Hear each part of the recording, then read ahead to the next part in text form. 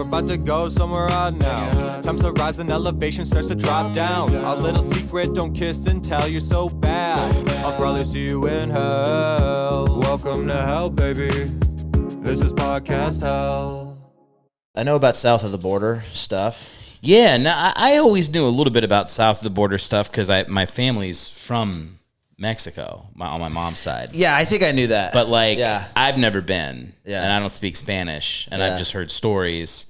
And a lot of the stories are don't go to Mexico. But that said, we went there and we had a fucking incredible time.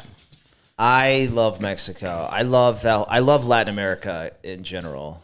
So much of that region. Yeah. Has always fascinated me. So I spent 3 years down there in Guatemala. What years were these? I went there January of 2007 and came back October of 2009. You just didn't. You couldn't stand to see a black man elected president. I had to get out of the country. I got to get out of here. Obama got elected. No, this was right before he got elected. I know you sensed it. Yeah. And you were like, I'm out. No, I tell you the truth, and I can't believe I'm admitting this in a public forum. I've never done this before, so I kind of committed election fraud, sort of. Yeah. No, I voted at the embassy, at the U.S. embassy when I was in Guatemala. Yeah. And I voted for Obama, but I had to go. My sister was visiting me at the time. I was there for 3 years. She was just there for a month, and I knew she's a Republican. I knew she was going to vote for McCain. So when you're voting from abroad, there's a whole thing you have to do. You have to fill out information. You have to know your voting precinct, and you have to know the numbers. And you have to do all this research beforehand. So I had done all the research where I was registered. I think at the time I was registered in Travis County, which was Austin. My sister was registered somewhere else, I think San Antonio.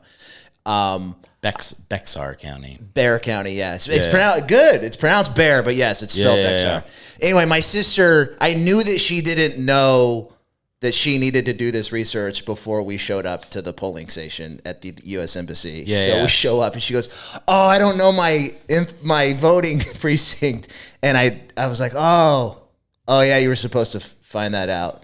So I say I committed voting fraud. I willingly did not assist her in her voting, knowing that she was going to vote for the other person. That is not voting fraud. It's not voting fraud. But it is funny. You didn't help McCain. I was trying to hurt McCain. You're trying to hurt McCain. Yeah. But who, in retrospect, is one of the greatest men to ever live. Correct. Yeah. Exactly. At the time, we're like, screw McCain. He's awful. It's Obama. Down with these Republicans. And then, yes, exactly. In retrospect, you're like, oh. He's a pretty damn good guy. He's like the best dude. The best dude. He's like the best dude ever. I have so much more respect for the guy. Yeah. Is he caught in... Gordon, are you stuck over there? He's like a little kid. Like, I'm fine. I got it. I'm okay. And he is. I think he was a little sad when we were gone. Yeah, I bet. Yeah, our babysitter was like, or dog sitter. Yeah. Was like, he was getting kind of bummed out by day 6. Yeah. And then when we came back, usually he's very standoffish, like he kind of punishes us for being gone. Yeah. But he forgave us right away this time. He's like, okay. I think he's getting old. I think he's chilling out a little bit. Yeah. Time is of the essence for the old guy. Yeah. There you go. Get comfy, buddy. Yeah. Get comfy. Mexico is definitely not America. And we were in Oaxaca, which is the southernmost state. So this is how much preparation I did for the trip. Is we were in Mexico for 5 days, and I was like, "Wait, we're at the bottom of Mexico right now." Yeah. I had literally had not even looked at a map, right. And we're pretty fucking close to Guatemala. Yeah, we're maybe 30 minutes. In Oaxaca City, that's right at the southern part. Oh, is it? Okay. Yeah. So we were close. Okay. And I had a thought. I was like, because there's a highway, I think it's Interstate 90, that goes all the way into South America and then goes all the way up to Alaska. Yeah, I've heard of that. Yeah. Yeah. And I was like, maybe we should, our next vacation will be to traverse. Yeah. But then I realized that in certain parts of Mexico, different people own the roads. Yeah, yeah. And I was like, no thanks. Also, you can't get through the southern part of Panama. Well, you can, but then there's another part of the highway that disappears into 60 miles of marsh. Yeah, I think that's the part I'm talking about. That's not Panama, though. It's even deep. Panama's its own problem. But then there's another country, it's I don't know, it's like you get fucking Chile or something, where it becomes marsh, and only 2 people have ever completed it. Okay. It was these 2 lesbians in 1985. Okay. And it took them... Back to the bush. It took them 700... Speaking of bush, they had to cut... They had to cut through, like, all this shit, and they got through it in their Jeep, but it took them 700 days. The Jeep, it wasn't a Subaru? It wasn't a Subaru. Okay, that's we can cut that out. What the fuck? I just heard the lesbians drive Subarus. I don't know. Do lesbians drive? I didn't know that. I've heard that. I don't know. Okay, well, these lesbians drove a Jeep. Okay. And they spent 2 years cutting through... Americans? I don't know if they were Americans. Okay. But it took them 2 years to get 66 miles. And then I guess they drove the rest of the road. Not worth it. No. Sometimes the juice ain't worth the squeeze. No. As they say. No. 2 fucking years of cutting your own road. What is the point? Also, it seems like they should have gone faster. Yeah. I think they maybe took breaks. Yeah. Maybe they were like hanging out. People need to do that. Did you see Naiad? No, it's not. About the woman. It's I can't remember the woman's name, the actress who played her. She's a woman who swam from Cuba to Florida. To try to get into America or just to do it? No, just to do it. She's an American. How far is that? 90 miles. So, what the fuck? Did she do it? Yeah. And she didn't die? No, but it took her 5 or 6 or 7 tries. But what are how do you, I guess she has like a boat next to her or something. The reason I bring it up is that it's impressive and you go, man, that's amazing. But why? Why? Similar to the cutting through or any of those things, cutting through the marsh, climbing the mountain, swimming to Florida. Why do it? I don't know. Aren't we kind of cutting our own I-90 in our lives with comedy? Correct. We're kind of trying to scale a mountain. There's plenty of people looking at me going, why? Why not? Yeah. You know, that's what the greats ask. All right. That's a good perspective switch. My last podcast guest was for some reason saying that Everest is easy to climb. I Googled it. It's like 400 people have died on Everest. And there's more that we just aren't counted. I think it's been confirmed. It's the hardest climb. It's the hardest. I think do. Kilimanjaro might be tough too. My aunt climbed Kilimanjaro. My aunt and sister both climbed Kilimanjaro. Your aunt climbed Kilimanjaro. Yeah. Yes. What? Kilimanjaro's not hard to climb. Where's Kilimanjaro? Africa. Really? And they climbed it. You can climb it, Kilimanjaro. I could climb. I don't think I could climb it. Yeah. I have plantar fasciitis. No, you can. And I think we're talking about the same thing. I don't know if we are. Kilimanjaro is not like Everest. No. Everest, people die on Everest all the time. I think Kilimanjaro is like, it's a long walk, but you can do it. It's not crazy. Yeah. I don't know how wrong or right this is, what you're saying. It feels like it could be really wrong. My aunt in her 60s climbed Kilimanjaro. I promise that. And my sister in her 40s, 30s, late whatever. Okay. Were they like climbers? Or they're just... No, that's what I'm saying. I don't think Kilimanjaro I don't think it's that... It's a much, much lower level of climbing. What's harder? Climbing Kilimanjaro or arriving at Disneyland at 8 a.m. and staying till midnight? Harder on your body? On your body. What's harder? I think because I've done one of those. I think that's I think I really like that, and I think that one day, because I think Kilimanjaro is probably a week or 5 days maybe. Okay. So I bet you it's the same. I think one day is the same. Yeah. They're the same day to day. If you did 7 days of 8 a.m. to midnight at Disneyland, that would be about... I think that's about the same as climbing Kilimanjaro. I don't know, man. Some of those rides really take it out of you. Here's the thing about you have porters on your Kilimanjaro trip. Okay. What's a porter? That's like the shaman? Yeah. So I think my aunt went by herself, and I'm almost positive that she had 8 staff members. 8 staff members? Yes. What? Yes. They carry your clothes. They carry everything that you need: water, food, all the things. There's a chef. Yeah. And he cooks for you every night and every morning and all that stuff. So it's a whole entourage that goes up with you. Wow. So a whole group of black people that live there help the whites get up the mountain. Right. Just doesn't seem right. It's weird. It's a little. I know. Yeah. So back to me and my trip into Guatemala, or my stay down there. So I climbed a volcano there. It was just a 4-hour hike to the top. Okay. It was a dormant volcano. It was this double peak volcano, Acatenango. And I went with a bunch of teachers and volunteers the place I was working. Half of the people were like 3 or 4 Guatemalan dudes with us, friends of ours, and then the 3 or 4 American volunteers. We carried all our stuff, like we carried our bags and everything. And so we get up there, we camp at the first like little thing, and we wake up in the morning. It's like cloud cover. We can't. Anyway, we're coming back down, and we see these 2 couples coming up, and they both have like just day packs on. We're like, that's not enough supplies for even an overnight. That's not enough. I don't know what. Yeah. Maybe they're not going all the way to the top. I don't know. And then just a few yards behind them, as they passed us, there's these 2 short, old Guatemalan men with packs on their back, wrapped like not tied to their head, but like a strap on their forehead to help with the weight of it. Yeah, so the strap went around their forehead to the back of the pack, and they're just like pack mules walking up. These huge packs on their back, walking up behind the people that they're portering for.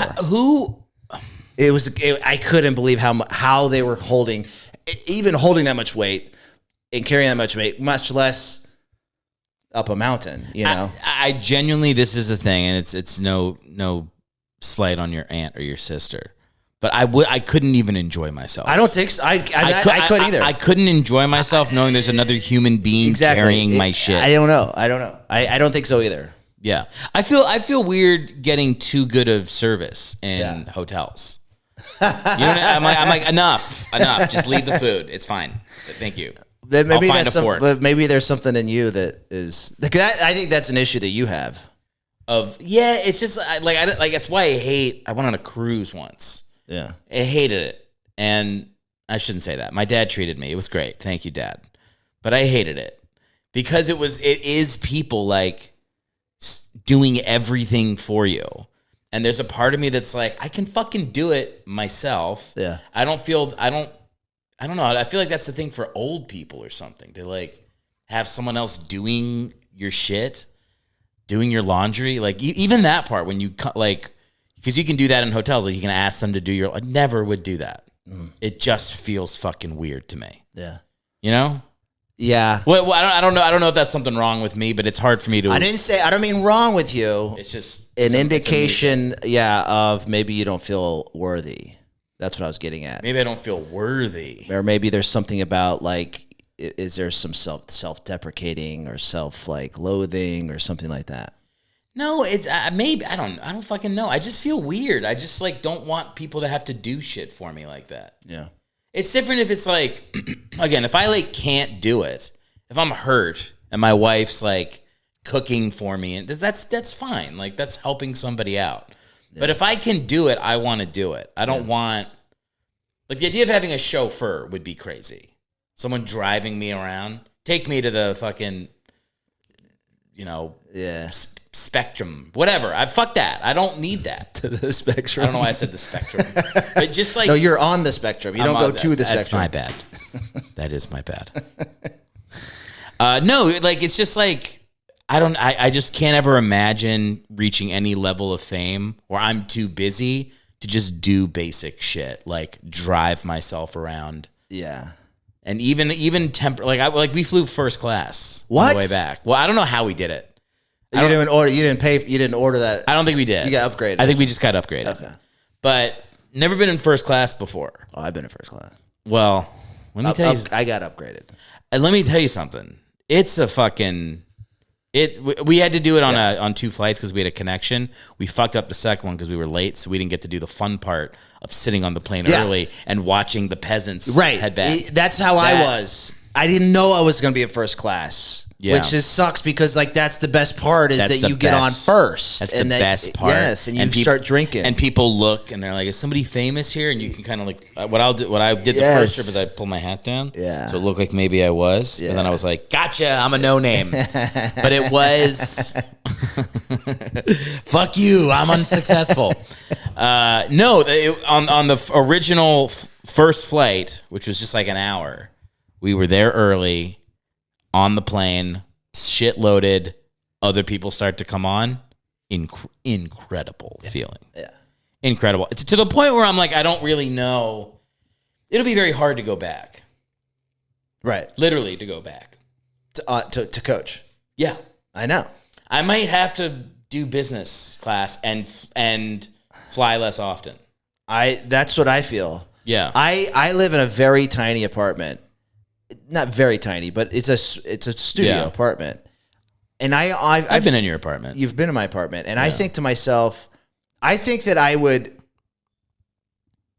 could put up with a smaller house if it means I could fly first class to where I go places. I mean, the idea of like not being tired and cramped and in a bad mood when you get places I'm like, well, that's just such a game changer. You know what else I just had for the first time 2 weeks ago? What? The United Club.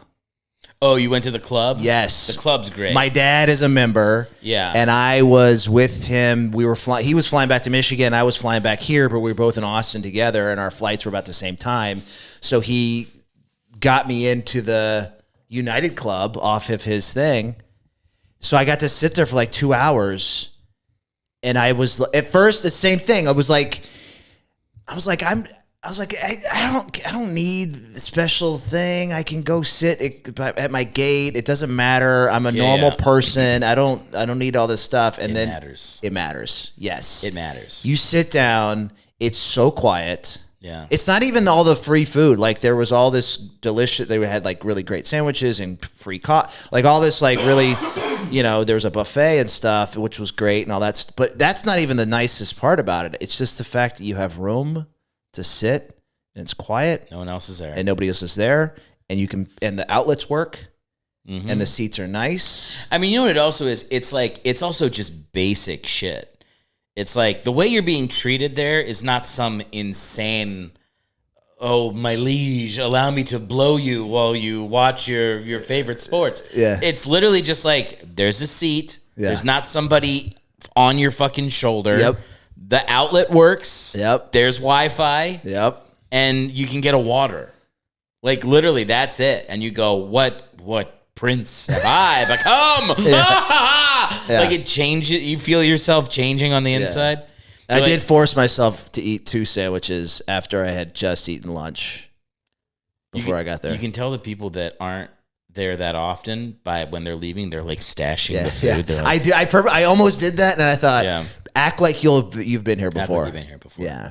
Did you feel if you had stayed in there another like hour, you would have been like, I should have voted McCain. Like it would have. My sister was right. I that's shouldn't the have amount screwed of around. time that you should have. You got out right before. Yeah. I feel like it. I feel like it can change you. Pretty quickly. I think so too.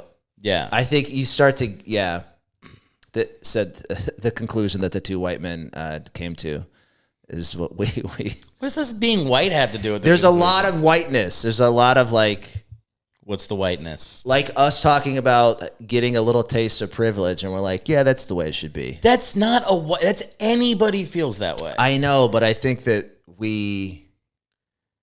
okay, maybe I shouldn't have brought up the white thing. It's okay. I'm self-conscious. You picked the wrong podcast. All right. I'm just self-conscious about the white thing. Being white? I've been getting a lot of white hate. What's your white hate? What Just do you mean? comedy shows and mics and stuff lately. Well, that's because you're in fucking LA and people here are fucking insane. Yeah. But if you go anywhere else in the country, it's not like people are just normal people. Yeah. And people call you an asshole when you're being an asshole. Yeah, They don't. Okay. Here, people are like, it's cool to say fucked up things about white people that I don't know. Right. That's cool, right? Right. That's not racist. Exactly. If I just assume you're a bad person based on the color of your skin. It's awful. I know. And I get that attitude so much. And Is it just from comics and shit? Yeah. Yeah, fuck It's them. bananas. Fuck and I them. just go, shit. Here's the thing, man. Your path in comedy is not going through woke people in LA. Right. So you don't need to worry about what they fucking think. Just like run your jokes. Like literally if somebody's mad at me at a mic, it's the exact same thing as if they hadn't acknowledged my set at all. I'm just like in my phone, like, that worked, that didn't work. Are people being assholes? Okay, maybe I'll leave. Like that's the thought it's worth. Right. Also, it's open mics. Nobody's opinion matters. No, I know, but it is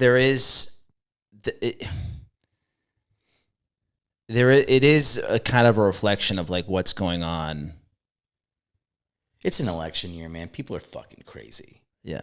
And people just give themselves, they're mapping their own shit onto other people with that stuff. So you just have to I don't know, man. I'm so checked. I literally am not even doing comedy in LA anymore. No, I know. Because it's just not, I don't have fun. I don't have fun at those mics. I don't have fun in those rooms where it's like every other person gets up and they just want to talk about who they fucking voted for or some fucking cause.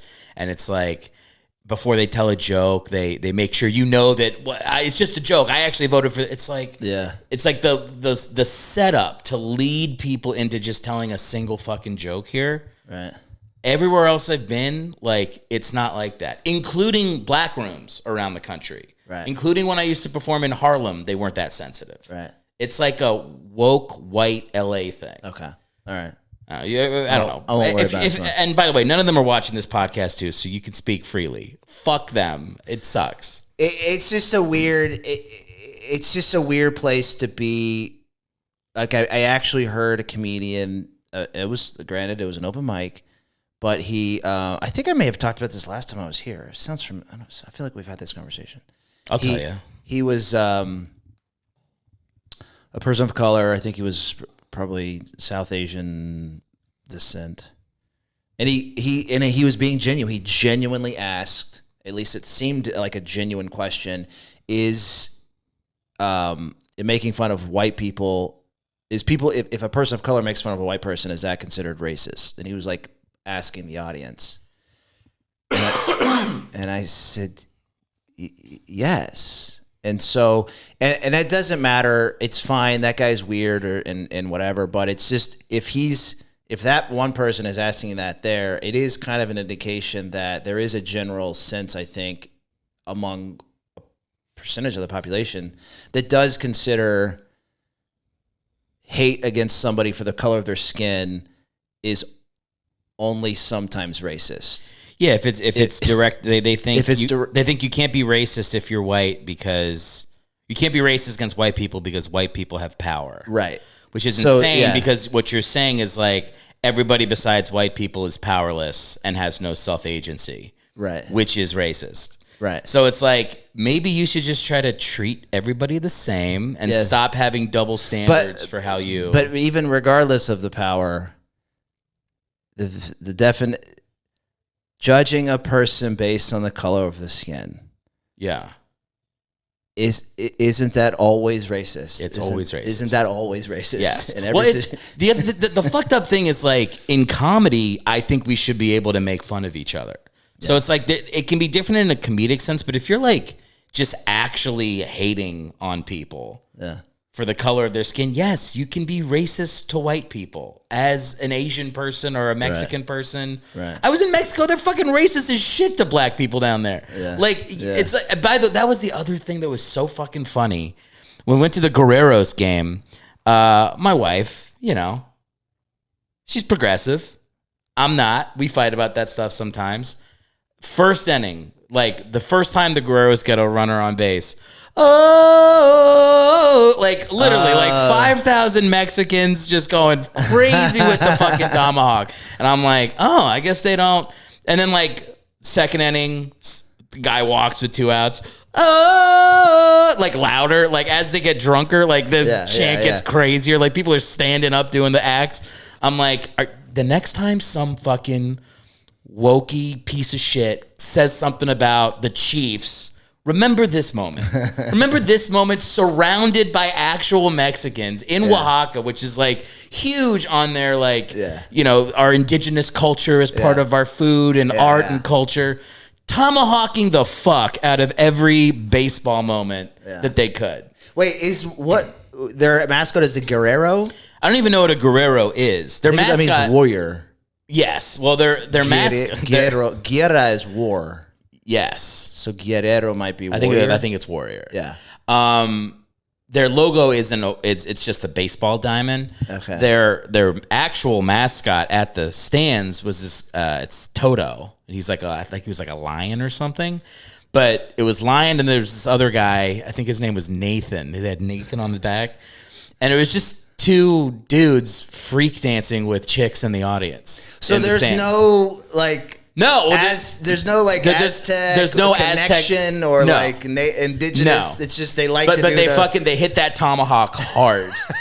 And then the mascots are like, no joke, like at one point the mascot was like pulling up his baseball jersey and just like freaking on girls who were like, what the fuck? Yeah. I was like, it seems like it's just kind of a free, like you can just kind of grab from whatever other stands or other teams and other countries, whatever, who's doing something that you think's cool, we'll do that. You nailed it. Yeah. It's exactly that. Yeah. It's like, they have like kiss cams, which are normal. But then they also have like your hot cams, which are just like zooming in on women and then like going in on their, and you're like, what the fuck? I don't think Me Too happened yet in Mexico. They're going fucking wild on that your hot cam. I mean, so there's just stuff. It's just whatever. It's a different country. They're in a different place. Yeah. But when you're down there, you just go like, oh man, there's a lot of people who like talk on behalf of how people would feel down here that have no fucking idea. Yeah. And it's interesting because like I don't know, like even me growing up, like I had a bunch of like, you know, Mexican uncles and aunts. And like I would listen to them like fight about political shit. It was Clinton when I was a kid. But like everybody had like different opinions. They weren't all like woke Latinx fucking Mexican people. That's just not the reality. Right.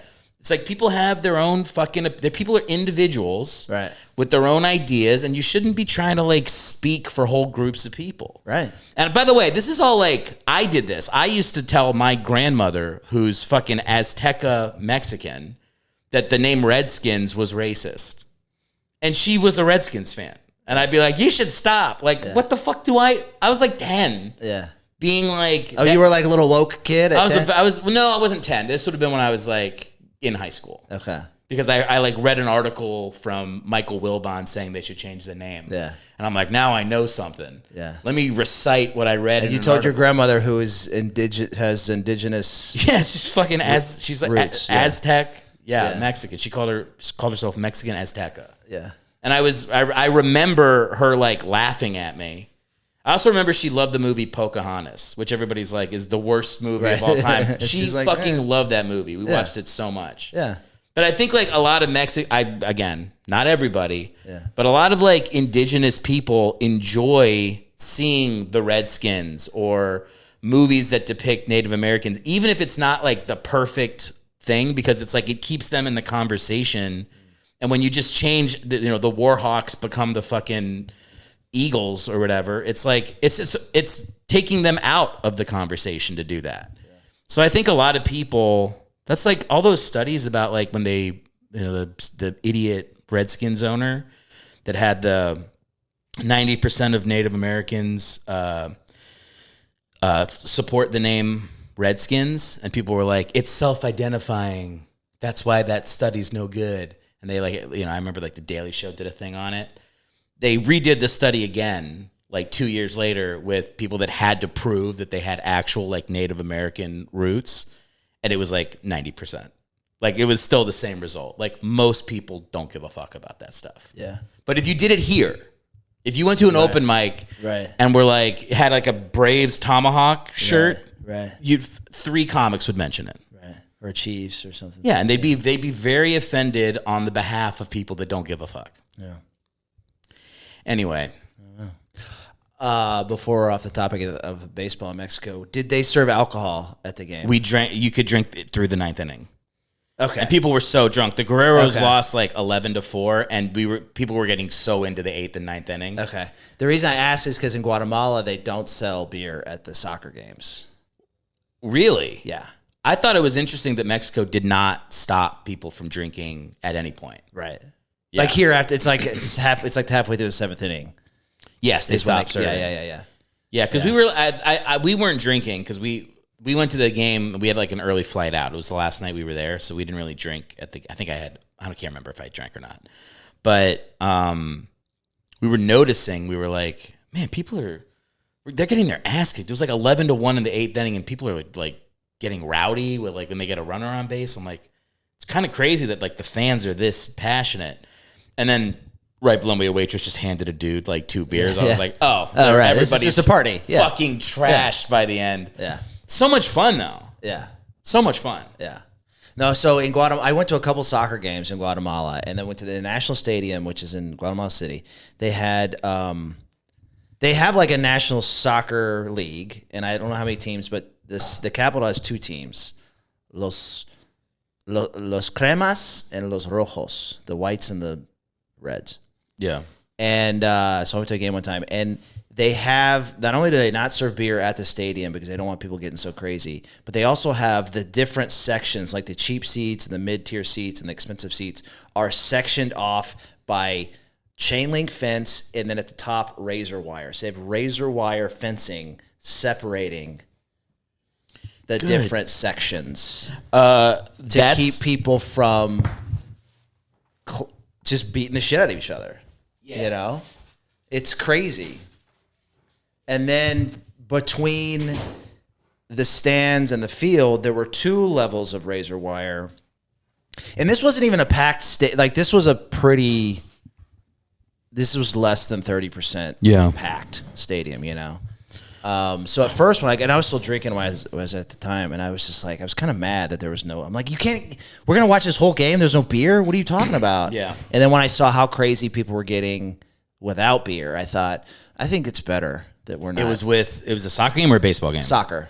Yeah. Yeah. The stadium in Mexico that we went to was also different sections, different entrances. So it wasn't like if you bought because it was general seating, but there was like the central area, the middle area, and then the back. And if you wanted to go into the second area, it was a completely different entrance. Yeah. And then the back was it wasn't like you walk into the stadium and you can walk around. It was like you pay for these seats, you're in this section. There's no way to get to the other section. They don't let you go through. Yeah. Yeah. Which was weird. And I didn't think about it at the time. Because whenever I go to a new stadium, I like to do the full rounds and see the views. Yeah. But you can't really do that there. Yeah. Yeah. It's very like, no. You paid 150 pesos. You sit behind the stadium. Yeah. And the also like the price wasn't that much less. It was like 150 pesos for stadium for the right behind home plate.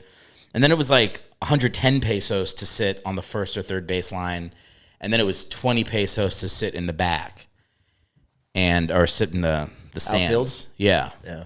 But nobody had access to the other areas. Yeah. There's a reason for that. Wild. Yeah. I don't know, man. It's a different place. Yeah. There was like there's just moments. We did a bioluminescence tour down there, and you're just on a speedboat in a lagoon going like 60 miles an hour at night. Yeah. And the guy has a flashlight, and he's just going like every 10 seconds he goes, flips it on, flips it off. And it's like powerful. Like there were children sitting on the front of the boat just facing where I was facing out the way the boat was going. There were these 3 kids that were just like 8 years old that were sitting on the edge of the boat like right next to the fucking water. Like if they coughed, they would just fall into the water. And the light would flash, and I would see the little boy was like huddled with his dad, like scared. And then it would flash off, complete darkness. Flash back on, he's still like scared. And you would hear like the sound of another motorboat coming, like starting to, and you're like, are we about to fucking crash into? Maybe. And then maybe like 40 feet away, another boat just come. You see the light flash on, and it zooms right past you, and you're like, how fucking close are we getting to just smashing into another motorboat going full speed in the middle of the night in the ocean? Like, this is crazy. Yeah. And it's fun. It's fucking fun. Yeah. But you're also like, what happens if we do crash? There's nothing. It happens sometimes. There's a little blurb in the Mexican paper. Yeah. Like, a boat crash, some people died. And a week later, my parents find out. Right. That's what happens. Exactly. There's like crocodile warnings in these waters. And I was like, before I went with Liz, I was like, not going in. I wore my bathing suit, but I'm like, I will not go in. It's not happening. She was like, okay. As soon as we get to the spot, the guy goes, the little kids jump in. I go, well, I'm not going to be fucking a pussy about this. As soon as you saw the kids and jump I look at the guy, and I don't know the word for crocodile. I think it's crocodile. Crocodile. Yeah, I think it was crocodile, whatever it was. Yeah. I went, crocodile? And he goes, no crocodile. I was like, that's as good as I'm going to get. I don't know if that's fucking true. Just jump in and kind of like make sure the kids are swimming around me so that the crocodile gets a little appetizer. Exactly. The crocodile feed is around you. and by the way, it was fucking incredible. Have you done bioluminescent stuff? I you know what it is. Yeah. Like that little algae light up and stuff. Unbelievable. Yeah. I've told a couple people this, but at one point I was like, Liz, let me splash your face so you can fully grow up. And then she was like, yeah. And then I splashed her, but she was still talking, so it got in her mouth. But when she was coughing up the water was coughing up bioluminescent, really? Her tongue, like her eyes, her whole face. And it looked like when Neo kills the Smith agent in the Matrix and they melt into the... It looked so fucking... She was mad. I splashed her in the fucking face and she swallowed water. But it looked incredible. Yeah. I mean, and like you splashed your hand in the water and like you can see it. Dude, I cannonballed into the water eventually and was like... You just do that with your arm, and your whole arm you look like a fucking Avenger. Yeah. I mean, it looks cooler than any movie I've ever seen. Yeah, that is cool. It was like, I went in with no expectation for that, and the whole time I'm like, we're going to die on this boat. Yeah. So by the time I just said, fuck it, I'm jumping in, like, low expectations made that like one of the coolest parts of the trip for me. Yeah. Mexico has so much cool shit. Yeah. There's so much cool shit there. Yeah. And also, you could die at any moment. Both things are true. Yeah. And I've taken a couple trips through cross-country trips through Mexico. I took a trip one time from Guatemala to Texas for Christmas, and all by land. And what I did was I would get on a bus. And the buses are not much nicer in Mexico than they are in Guatemala. So I get on a bus, sleep on the bus. I got an overnight trip, and then just whatever town I landed in that morning, I would get off the bus, walk around throughout the day, and then at nighttime go back to the bus station and get another overnight trip to the next city. So I did that for about 5 days. Yeah. And I got to see the entire country, or a lot of the country, from south to north, and see it's such a diverse country geographically, culturally, cuisine. Like it's a big country with different dialects and ethnicities and cuisines and geography and all that stuff. It's not just one. There's not just Mexican food. There's a lot of different types. Well, there's a lot of different people that live in Mexico that aren't Mexican too. There's white people, there's Japanese people. That's true. Yeah, I found out on a tour there are some black people that like do not integrate with Mexican society, which is crazy. On the Caribbean coast. It was on the West Coast. Okay. And it was like, it was related to slavery. It was like, it was like something about like if slaves could get to Mexico, the slavery was illegal there sooner.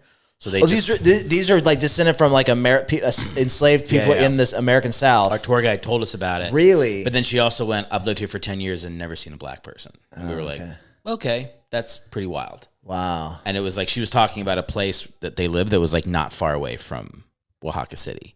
So there was definitely some like it's definitely not fully integrated, I think is the best way to say it. So it's pretty closed off. It's pretty closed off and segregated down there in terms of the black population in Oaxaca, at least. But then like everywhere else I was seeing like a lot of Spanish speaking people who weren't Mexican, which was interesting.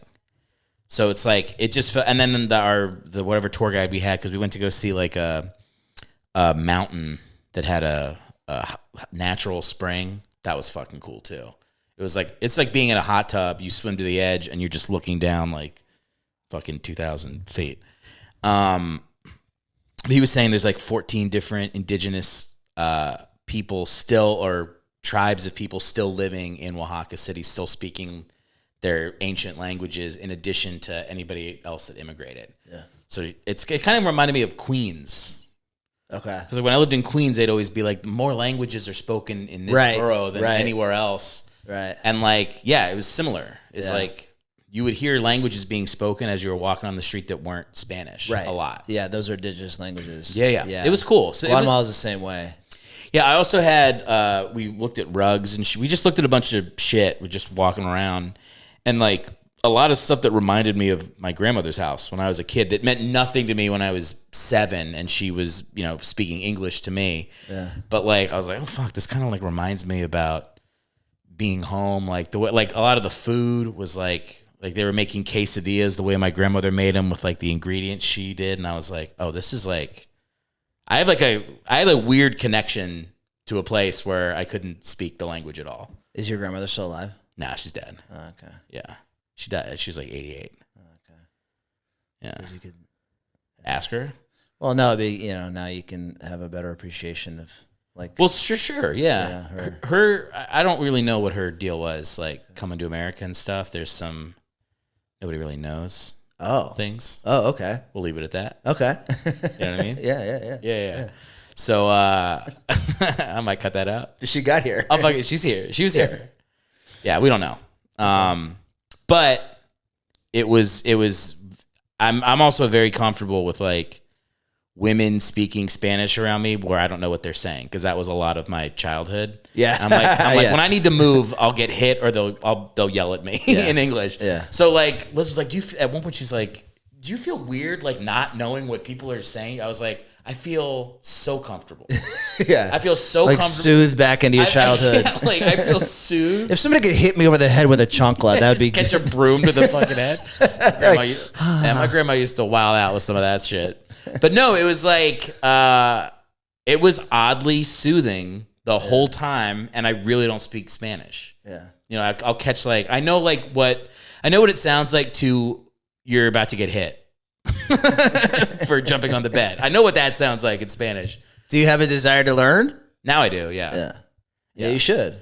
I mean, my grandmother all my grandparents are immigrants. So it's like Mexican, French, German, and Polish. Oh. So I have like 4 different things I could have learned. I actually learned German the most just because at my high school they offered German class. And I didn't like taking Spanish lessons because I just didn't like it. Yeah. I found German easier. Yeah. So I actually speak German better than I do Spanish. But now I'm like, I think I want to learn some Spanish too. Yeah, you should learn. It's fun. It makes your brain work in a different way. It really does. It also makes you think about your language choices more when you're doing it. I said like less. Yeah, it's interesting. Like even the conjugation of verbs and like that is, I'm like, I told Liz by the end of the trip, I'm like, it's mentally tiring to have to translate everything you're saying in your head for 8 straight days. It's really, I can feel myself getting smarter. Yeah. Doing that. Yeah. Yeah. Yeah. It would be, I got to a level where I was speaking Spanish. I never would have considered myself fluent, but I was definitely like from conversation. You can get around. You can order very food, comfortably conversational. You can be like, I have to shit. Yeah, no, even more than that. Like I could carry on. I could talk about we could go into pretty in depth stuff. Yeah. But it was never at a level where I was doing it hours a day, all day.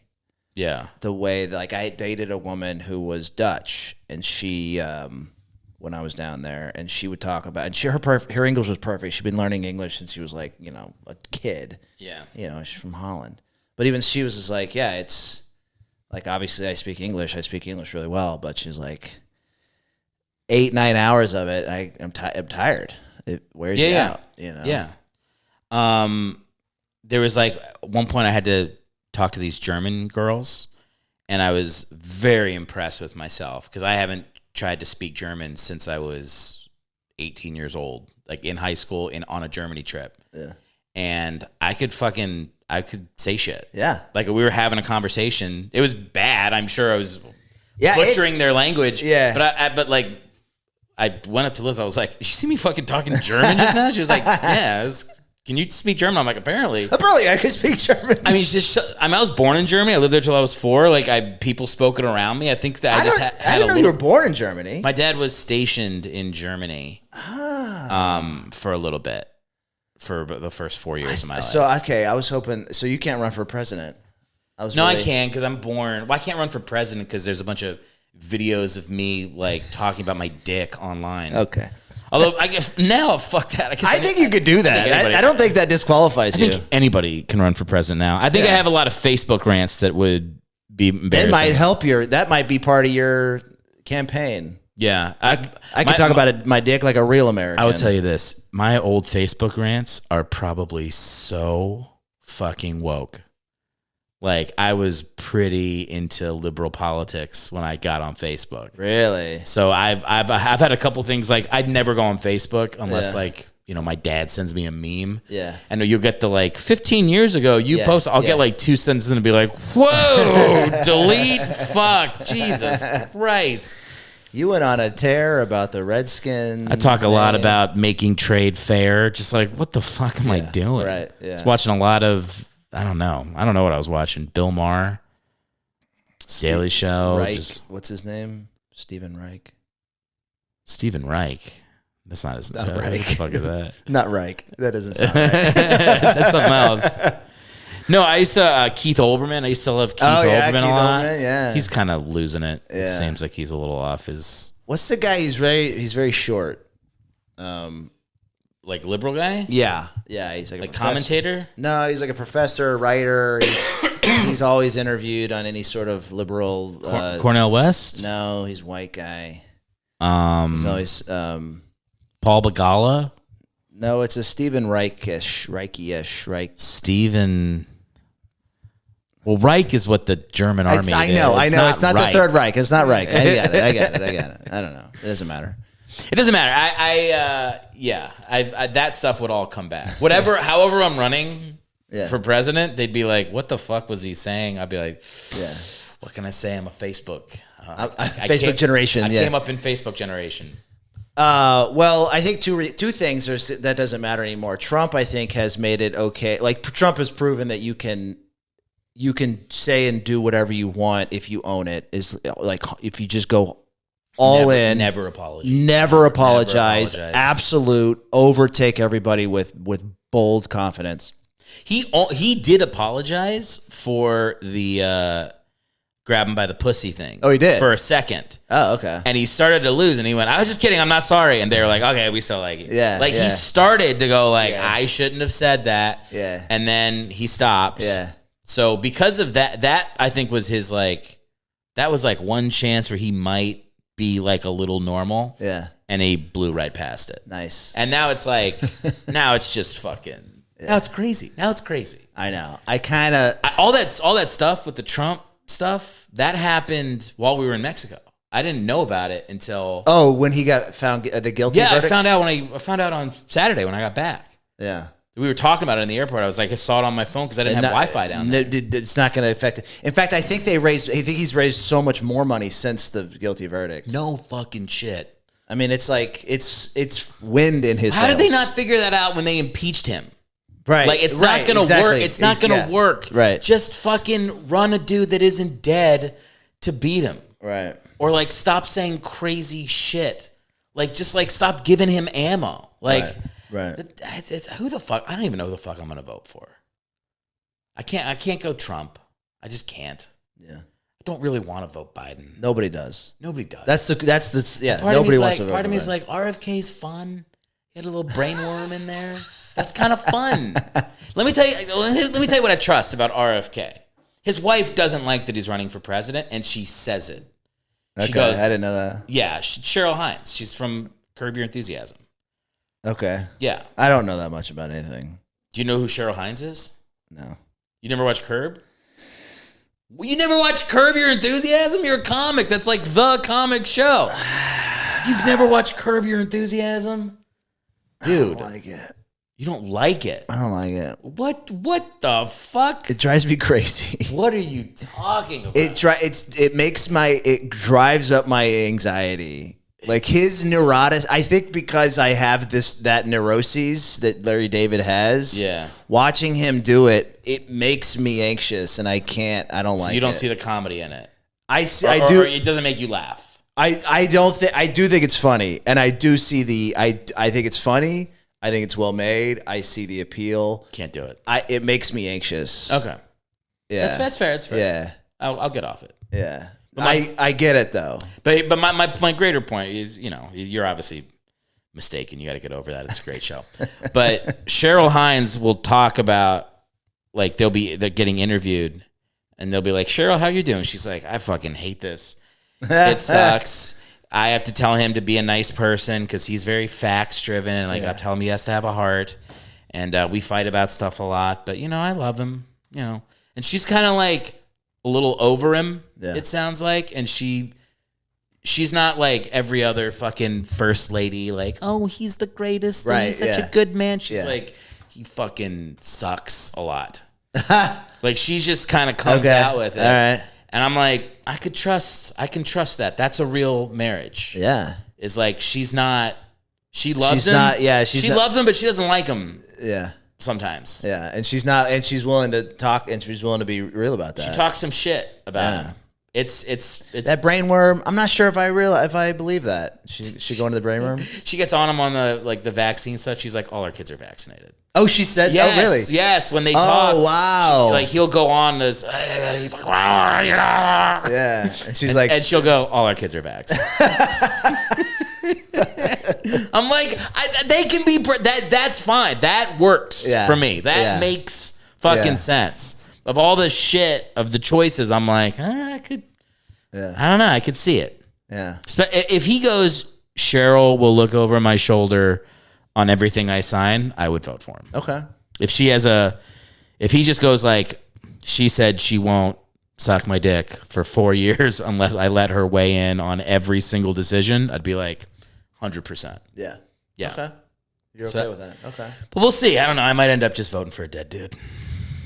For a dead dude? Yeah. Yeah. An actual dead dude or Joe Biden? Joe Biden. Okay. I was going to write in an actual dead dude. Are you really going to think about doing that? You know what I've been doing? I've been voting Yang. I've been protest voting Yang for a while. Yeah, I know. I know you like Yang. We talked about Andrew Yang. I actually do like Yang. I know. He's not running. Okay. But I don't know. If enough people just write in Andrew Yang. I don't even think you can win if people write you in. I don't think they count it. I think it depends on the rules of that state. Yeah. I'm saying like literally if every single person went to vote and they wrote in Andrew Yang, I still don't think he would win. Huh. I don't think it works that way. I think it just shows up as an other or something. If you're not on the ballot, I don't know what the fuck I'm talking about. I mean, you could be right. I don't know. I have no idea. Yeah. I did go on Andrew Yang's Forward Party. He has a party that he started, and it's like on their website, and he's like, it's the most generic shit I've ever seen. It's called the Forward Party? It's called the Forward Party. And it's like, do you want to move America forward? Sign up here. I'm like, that's your fucking... He's like, we think Americans should have choices. Yeah. Name and email. I'm like, bro, you got to have some fucking... I think he's more like a personality now. Like he goes on podcasts, and I'm like, this dude's cool. Yeah. But he's becoming less and less of a guy I would want to be president. I don't know. I just watched this whole Bush documentary series. George, which one? Which Bush? The whole thing, just the Bush. It was all the Bushes. It was just called the Bush years. It's like a CNN thing. Well, the Bush years are like fucking 40 years because George Bush was like, wasn't he in like Nixon's fucking administration or some shit? No, he was Reagan's vice president. Okay, but was he involved before Reagan too? He was, Nixon appointed him CIA director. Okay. And then he was ambassador to China.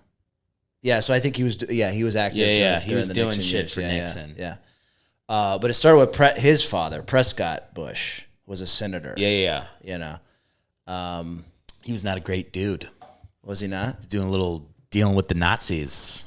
Oh, was he? He got censured. They didn't put that in the documentary. It was a very pro-Bush. Of course they did. It was a very pro-Bush documentary. No, he was like he got in trouble for like dealing with the Nazis. Okay, that makes sense. A lot of guys did though. I think I remember. Yeah, a lot of people did that. Yeah. We've all seen the movie Inside Man. Just picture that with every single person that was in office for like 20 years. Who do you think is the worst U.S. president?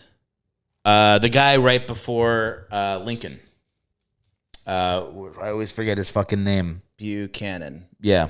Okay. He was like the lawyer guy before Lincoln that... He was our only bachelor president. Is that true? Yeah. Well, that was the Dred Scott decision where they were like, he was like a runaway slave. That was Dred Scott? I think that was Dred Scott. I thought that was earlier. Dred Scott, I think, was a runaway slave. Yes, but I thought it was an earlier I think that was my memory from 20 years ago was that was like the thing that broke the camel's back for the South is going to secede. Yeah. And the president before Lincoln was like unable to deal with any of that. Like he tried to pretend like it wasn't happening, and that made it worse. Right. And so, I mean, the South seceded when Lincoln was elected. As soon as he got elected. Yes. Before he even took office. Yep. They started, South Carolina started, and they said, we're done. Yeah. Yeah, and then Lincoln was like, no, you're not. Yeah. We're going to come down and shoot you. Yeah. Until you So you think back. James Buchanan, worst president, because the Civil War started, basically. I think there other presidents could have been just as bad in that position, but he's the worst president because the circumstance demanded someone of Lincoln's character. Yeah. There was a thing about Lincoln when it was like the Mexican-American War. Lincoln was like a senator in Illinois. He was the only person that voted against going to war with Mexico. Like he went against his entire party on that. Mm-hmm. And that's a indicator of his like resolve to be like, why are we going to war with Mexico? Right. One guy shot at us, so we're going to now take all of California, New Mexico. Like, that's wrong. Yeah. No. And every other person was like, yeah, we're going to do it anyway. Fuck this. Yeah. Woke. Long, lanky. Pussy. Yeah, this lanky, but he depressed guy. Yeah. But he would have been younger then. I mean, that probably would have been like his one of the first that was pre-beard. That was pre-beard Lincoln. Yeah, pre-hat. Pre-hat, probably pre-hat. I don't think he had that hat. I think that hat came in with presidents. It's got to be, yeah. You can't. Not anybody can just wear a hat like that. I don't think anybody should wear a hat like that. That hat sucks. Why? It's a fucking top hat. At the time, though. At the time, sure. Now you're already 6'4", and then you add another 5-6 inches on top of yourself. It's intimidating. What other Americans wear top hats that you can think of? Mr. Peanut, not a real guy. The Monopoly Man, not a real guy. Do you got a real guy in Winston there? Churchill. Winston Churchill, not an American. British. You said American? What other American? Name a famous American that famously wears a top hat all the time. Rockefeller, I'm sure. I can't even, if you lined up three people, if you brought three dudes back from the dead and held a gun to my head and were like, which one is Rockefeller? Yeah. I wouldn't know. Yeah. I would be 1 in 3 chance that I'm alive. What about Eleanor Roosevelt? You know what? She wore a lot of top hats. One of them's Rockefeller. One of them's Eleanor Roosevelt. No, listen, lady top hats are and different. one of them's Joan of Arc. Could you tell? Lady top hats are different. Lady top hats can be seen as a little more fashionable. Okay. Are we really at an hour 3? Really? Damn. Time flies when you're having fun. Okay. You know how old Joan of Arc was? 17. 15. Yeah. Well, like when she started. 15. 12. She's like 14. Yeah. Yeah. Crazy. Very young. Yeah. Also, I don't think I heard a thing about her recently. I don't think she actually led an army. I think there's like historical research. So they just made shit up. Yeah. She was probably there and like did some things, but she wasn't like leading an entire, regiment of troops. There was a guy, I can't remember the indigenous tribe that we learned about when we were on our tour, and there were paintings of him in this temple, and they were like, his name was like 8-foot Jaguar Claw or something like that, and they were like, he's very famous because he led an army and into battles when he was 7 years old. And I was like, that doesn't impress me at all. That just shows that if you're following a 7-year-old into battle, you're dumb. Also, that's not true. It can't be true. It can't be true. It's an untrue. It's a great story. A fucking 7-year-old dagger claw. Insane. Dragonfire dagger claw. 7 years old. I don't think it's true. Not true. Yeah, not true. He was probably 14 and looked 7. He was probably a short 14-year-old. A 14-year-old could do it. Well, the other thing is like people lived so short back then that like by the time you're 10, people are like, "What are you doing with your life?" Maybe even a 10, 12-year-old with ADHD probably could pull it off. Who grew up in the jungle? It's the 1700s or before. It's before. This was like this was not the 1700s. This was like the 300s or something. Right. This was like pre-Columbian. Yeah. Mexico. Yeah. A crazy 12-year-old with ADHD could do it. I asked a really dumb question on the tour, and I felt stupid because there was like the guy was talking about how like the Spanish conquistadors had come in and those guys were fucking wild, and they just like knocked down all this ancient shit and like put Catholic churches on top of it, and you could literally go into the ruins and see like 2 different indigenous tribes building stuff for over the course of like 400 or 500 years based on the designs in the wall, and then a big Catholic church on the top. All on top? Like they would just knock shit down and build on the foundation, but in like you're looking at like limestone or like a valley that like shows you the rocks going down thousands of years. You could see just in the designs of the bricks, like this tribe built here, and then this tribe built here, and then this is the conquistadors at the top. Yeah. And so the guy kept saying how like these temples had like there were 2 different tribes that kind of lived in here at different times, and then eventually the conquistadors came and took all of it. And I was like, where's my hand? I was like, were the 2 tribes that were in here, were they like working together as teams to build it? And the guy was like, no, they were fucking killing each other. What are you talking about? They were fighting wars. The 7-year-old dagger child. Was everybody friends? The guy was like, fucking no, dude. Yeah. What kind of question is that? I was like, my bad. Yeah. But it was just like so many people. They were putting on their shit on top of each other's shit. No, it's like so many people died on this like land. Like so many wars between these tribes, and then the conquistadors who just killed everybody. And then like now it's like a little path that you like walk down and you like throw your fucking Snickers bar half eaten. It's just crazy how it's like when you walk through those places and just think like how many fucking people just ate it. Like at one point like they take us to like the center of like they were like this is where the royals would sit and watch the ceremony. I was like, oh, the ceremony. The beheading. The like slitting somebody open and letting locusts like eat their fucking spleen. Yeah. Yeah, like crazy. Like Temple of Doom shit. Literal, yes. Yeah. But like, it was, and like they would start, the tour guide would like start to tell us stuff like that, and then like probably like read on people's faces it wasn't landing, and then move away. Right. But like those are the questions like. How many? It's like, I sacrifices. Yeah. Like human sacrifices, like burying kids alive in lampposts type stuff. Virgin sacrifices. I mean, look, to me, it's like that stuff is very interesting because I'm like, that's the human experience of like just people trying to find what's the best way to live and maximize human happiness.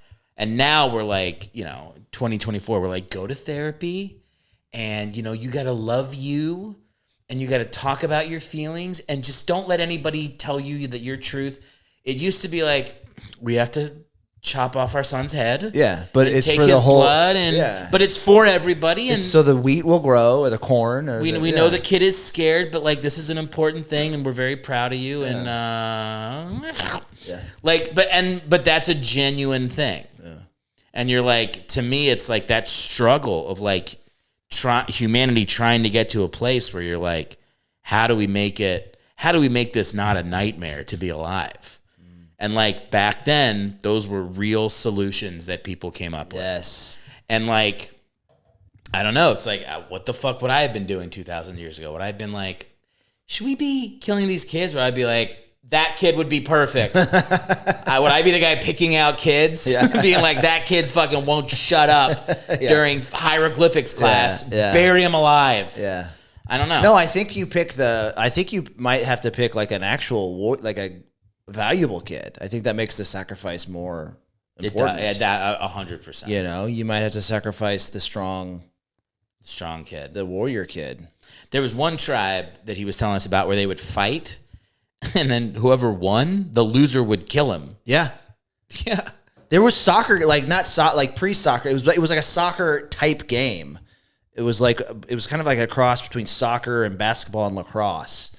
It was like an Aztec game. Maybe you know what I'm talking about? And it was like there was like a hoop on the side of a wall that you would try to get the ball through. Sounds like basketball. It's very similar to basketball, but it was a game. It wasn't a battle. It was an actual game. Yeah. And then the losers would get killed. No. Well, yes. But what I'm saying is there was this one thing where they would play a game and the losers would kill the winner.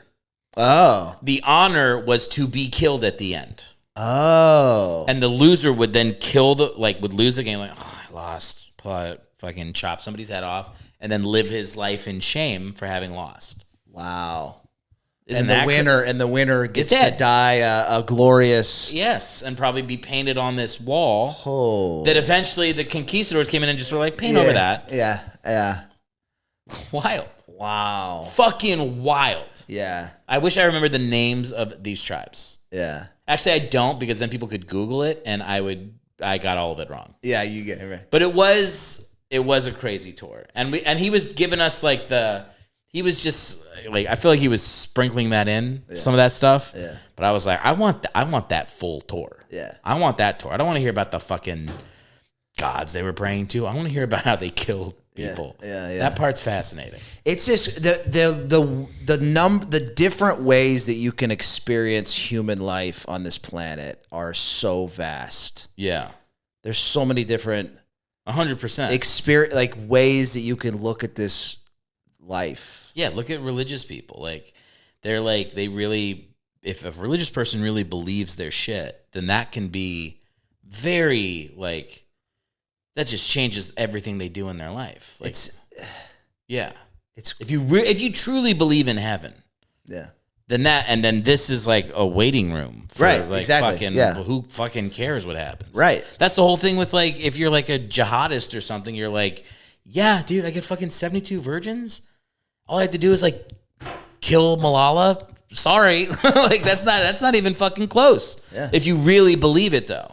Yeah. But I think it's hard for people who aren't religious to think that people believe that stuff. Like even like evangelical Christians in this country, people are like, oh, like whatever, abortion. This podcast is going way off the fucking rails.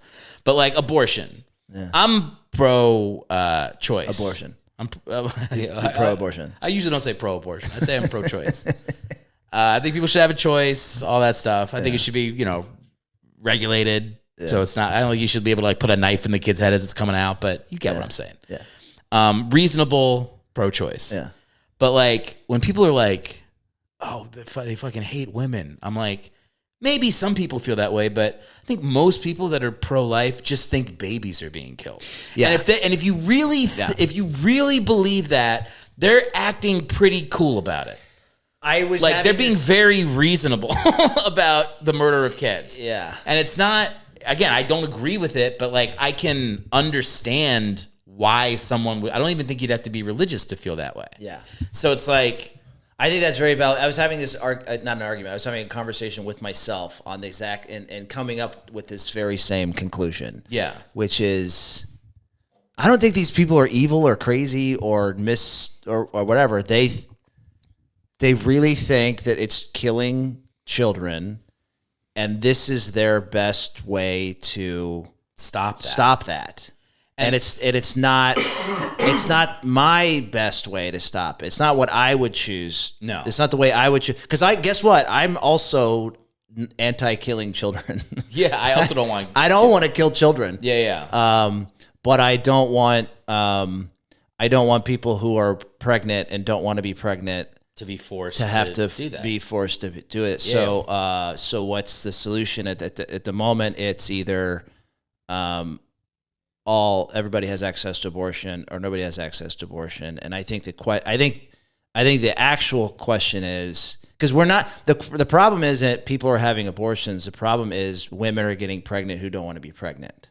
Yeah. Which is not exactly the same thing. That's one step before. Well, it's such an easy thing to be like, hey, easy compromise here that everybody should get on board with is like less people should get pregnant when they don't want to. And there's tangible things we can do to make that happen. That's what I don't understand about the pro-life people. If we focus on the fact that people are getting pregnant who don't want to be pregnant and how to fix that problem, then both sides there's much more common ground to fix that problem. And you could solve a lot of the, I mean, we would still disagree about the small percentage of abortions that happen. Right. But like, at least there'd be fewer. Yeah. But like, you can't really again, like if people are like viewing the other side as evil, then you can't get someone to come across the line and like, you're evil, you're crazy. That's the two. That's the two. And both sides could say either one to the other side and have like a ground to stand on, like ethically. Yeah.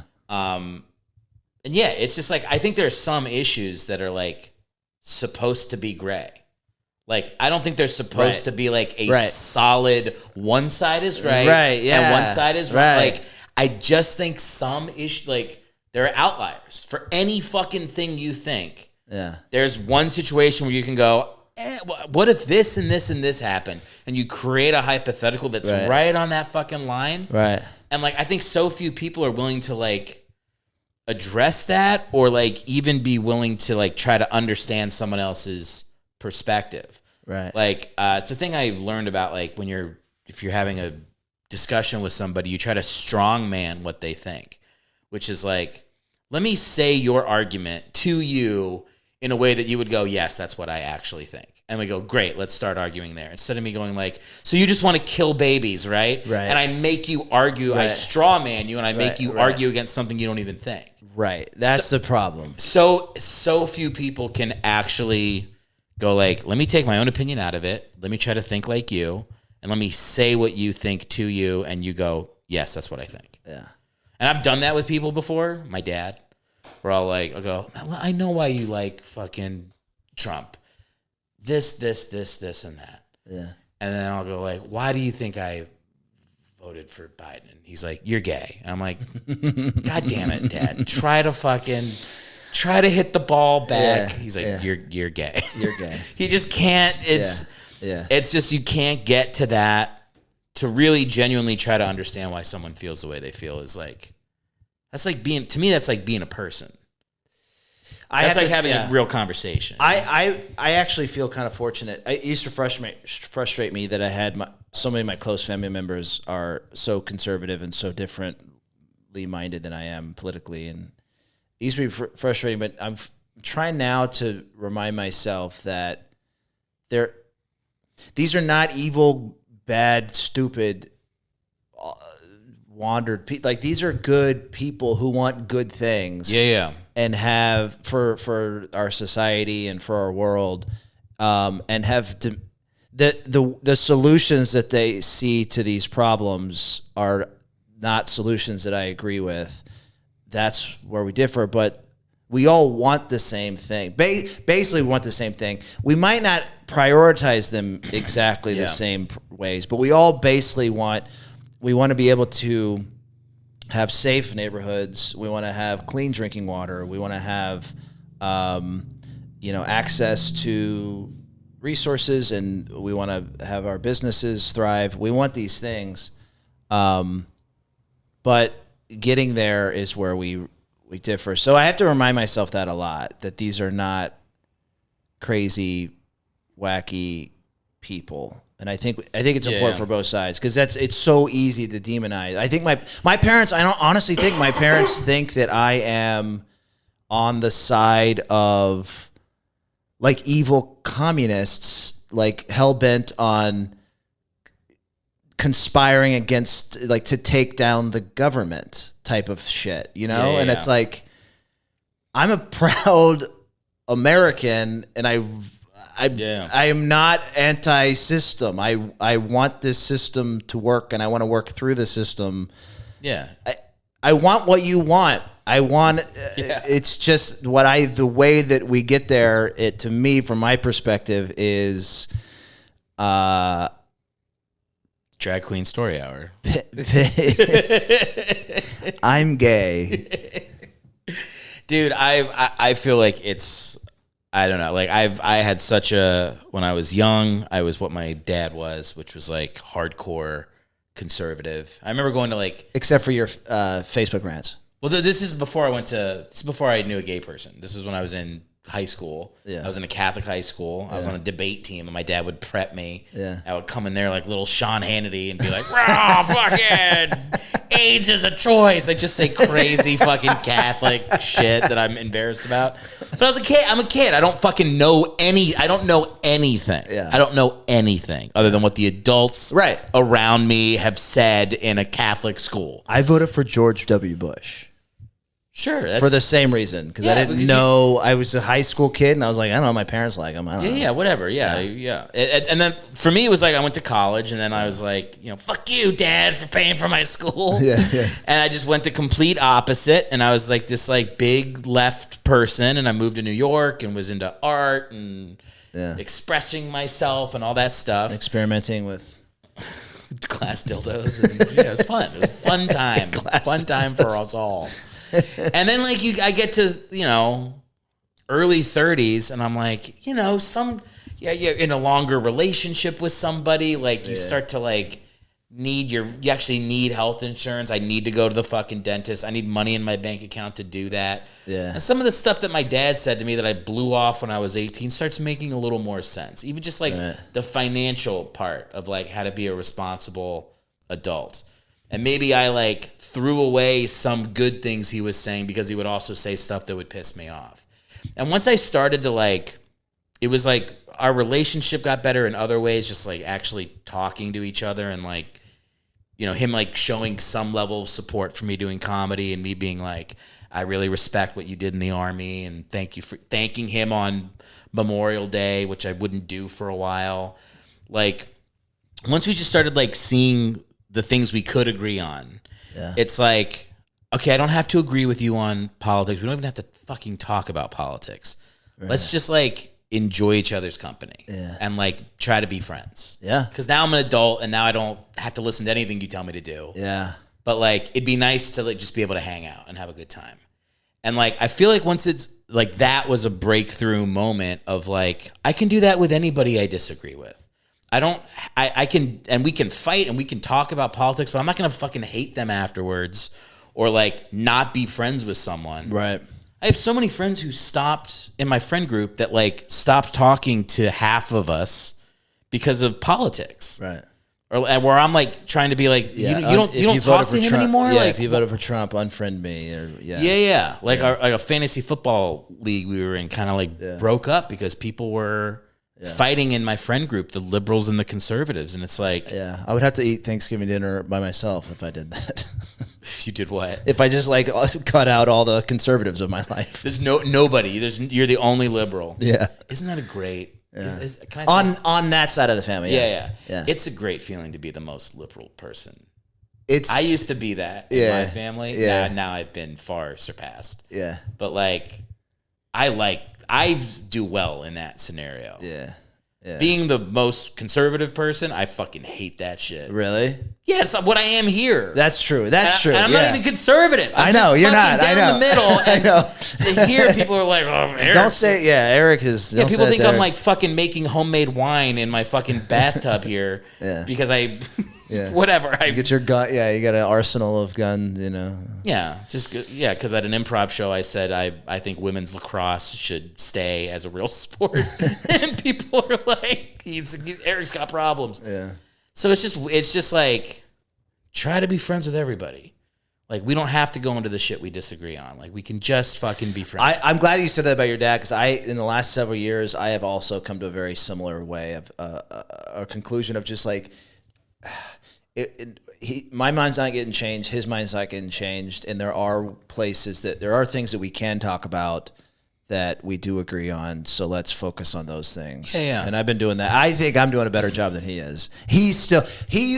When I was younger, I was much more aggressive, trying to provoke fights with him. 100%. And now I don't do, I stopped doing that years ago. And now I noticed the last few years, he's a little bit more aggressive towards me about stoking, we call it poking the bear. And it's weird. And I'm trying, the last few times I've hung out, I've just tried to not take that bait. Do you ever say I love you to your dad? No. Try it. Do you? Yeah. Wow. We say it. And this is I'm talking about my stepdad when I say dad. So I have two, my biological father is very left wing. Yeah. And so that side is, him and my half brother there on that side are very left wing leaning. But the three of us are kind of, well, that's not true. I have a lot of cousins on that side that are pretty liberal. Well, stepdad makes it tough to say I love you. Yeah, I've done it. I do love my stepdad. Yeah. But I think I've said it to him at like funerals and shit. It feels weird to be like, I love you. I know. It is weird. It feels weird with the stepdad. It is, but he's been my stepdad since I was 2 years old. Yeah. So it's not like he's not like he didn't come in late. Yeah. No. My stepdad became my stepdad when I was 19. Oh. I didn't even live at home. Yeah, that's totally different. So it's different. So Yeah. if I say I love you to my stepdad, my dad's gonna pop out of the closet and be like, "What'd you fucking say?" Yeah. I gotta be like, "Wait, hang on. These are separate relationships." Yeah. No, I call my stepdad dad, and I have that's beautiful. It's a very dad relationship. So I feel like I'm like getting closer with everybody in my family. Like, but again, it's just getting older. Like, people have kids now. It's like, to me, because I don't have kids and I want to have them. Oh, you do? I do want to have kids. Yeah. Okay. So whenever, like, people who have kids, they don't really want to talk about their fucking kids. That's their life. When I come home, people are like, "Oh, how's comedy?" I'm like, comedy's fucking fine. How are your kids? Yeah. And they're like, "My kids? Who? Yeah. Shut the fuck up. Yeah. Get a beer, drink a beer. What are you talking about?" Yeah. But like, that's the thing that I'm fascinated talking about. And there's a couple people in my family who I think I've gotten closer with because they have kids. And like, I can just watch their parenting and be like, why'd you do it that way? Why'd you say that? That's interesting. What was your thinking behind that? And like, I feel like I could talk about it nonstop. Like, wow. The idea of like raising a kid and like forming the mind of a human, and that's the person that's in my family. I'm like, oh, now we have something we can always agree on. Your kids are cute. I want them to be successful. I hope you're happy. Like, it just, to me, it's like immediate. That's the thing. With my dad, it's like I can talk about sports. I can talk about the Eagles. I can talk about, fucking, I don't know, Army football. Like, things like that are just like, we can always agree on that. We can always come back to that. Yeah. It's important to have that with family. I know. I don't have it. I really have it with a lot of my family. You just got to find the thing. Yeah. Sometimes you got to make up the thing. I'm going to do that. I'm going to see him in 2 weeks, 3 weeks, Oklahoma. Well, who's you don't got to say the name, but like, who's a person that I have an issue with? Who's a person you don't have a thing with? You don't have like a connective thing with? Oh, who's somebody who I would like to connect with? Yeah. Well, let's see. I guess of that side of the family. So my stepdad and my stepdad and mom have 3 children together. My sister's just a couple years younger than I am, and I have a sister who's 14 years younger than I am, and I probably am I know her the least.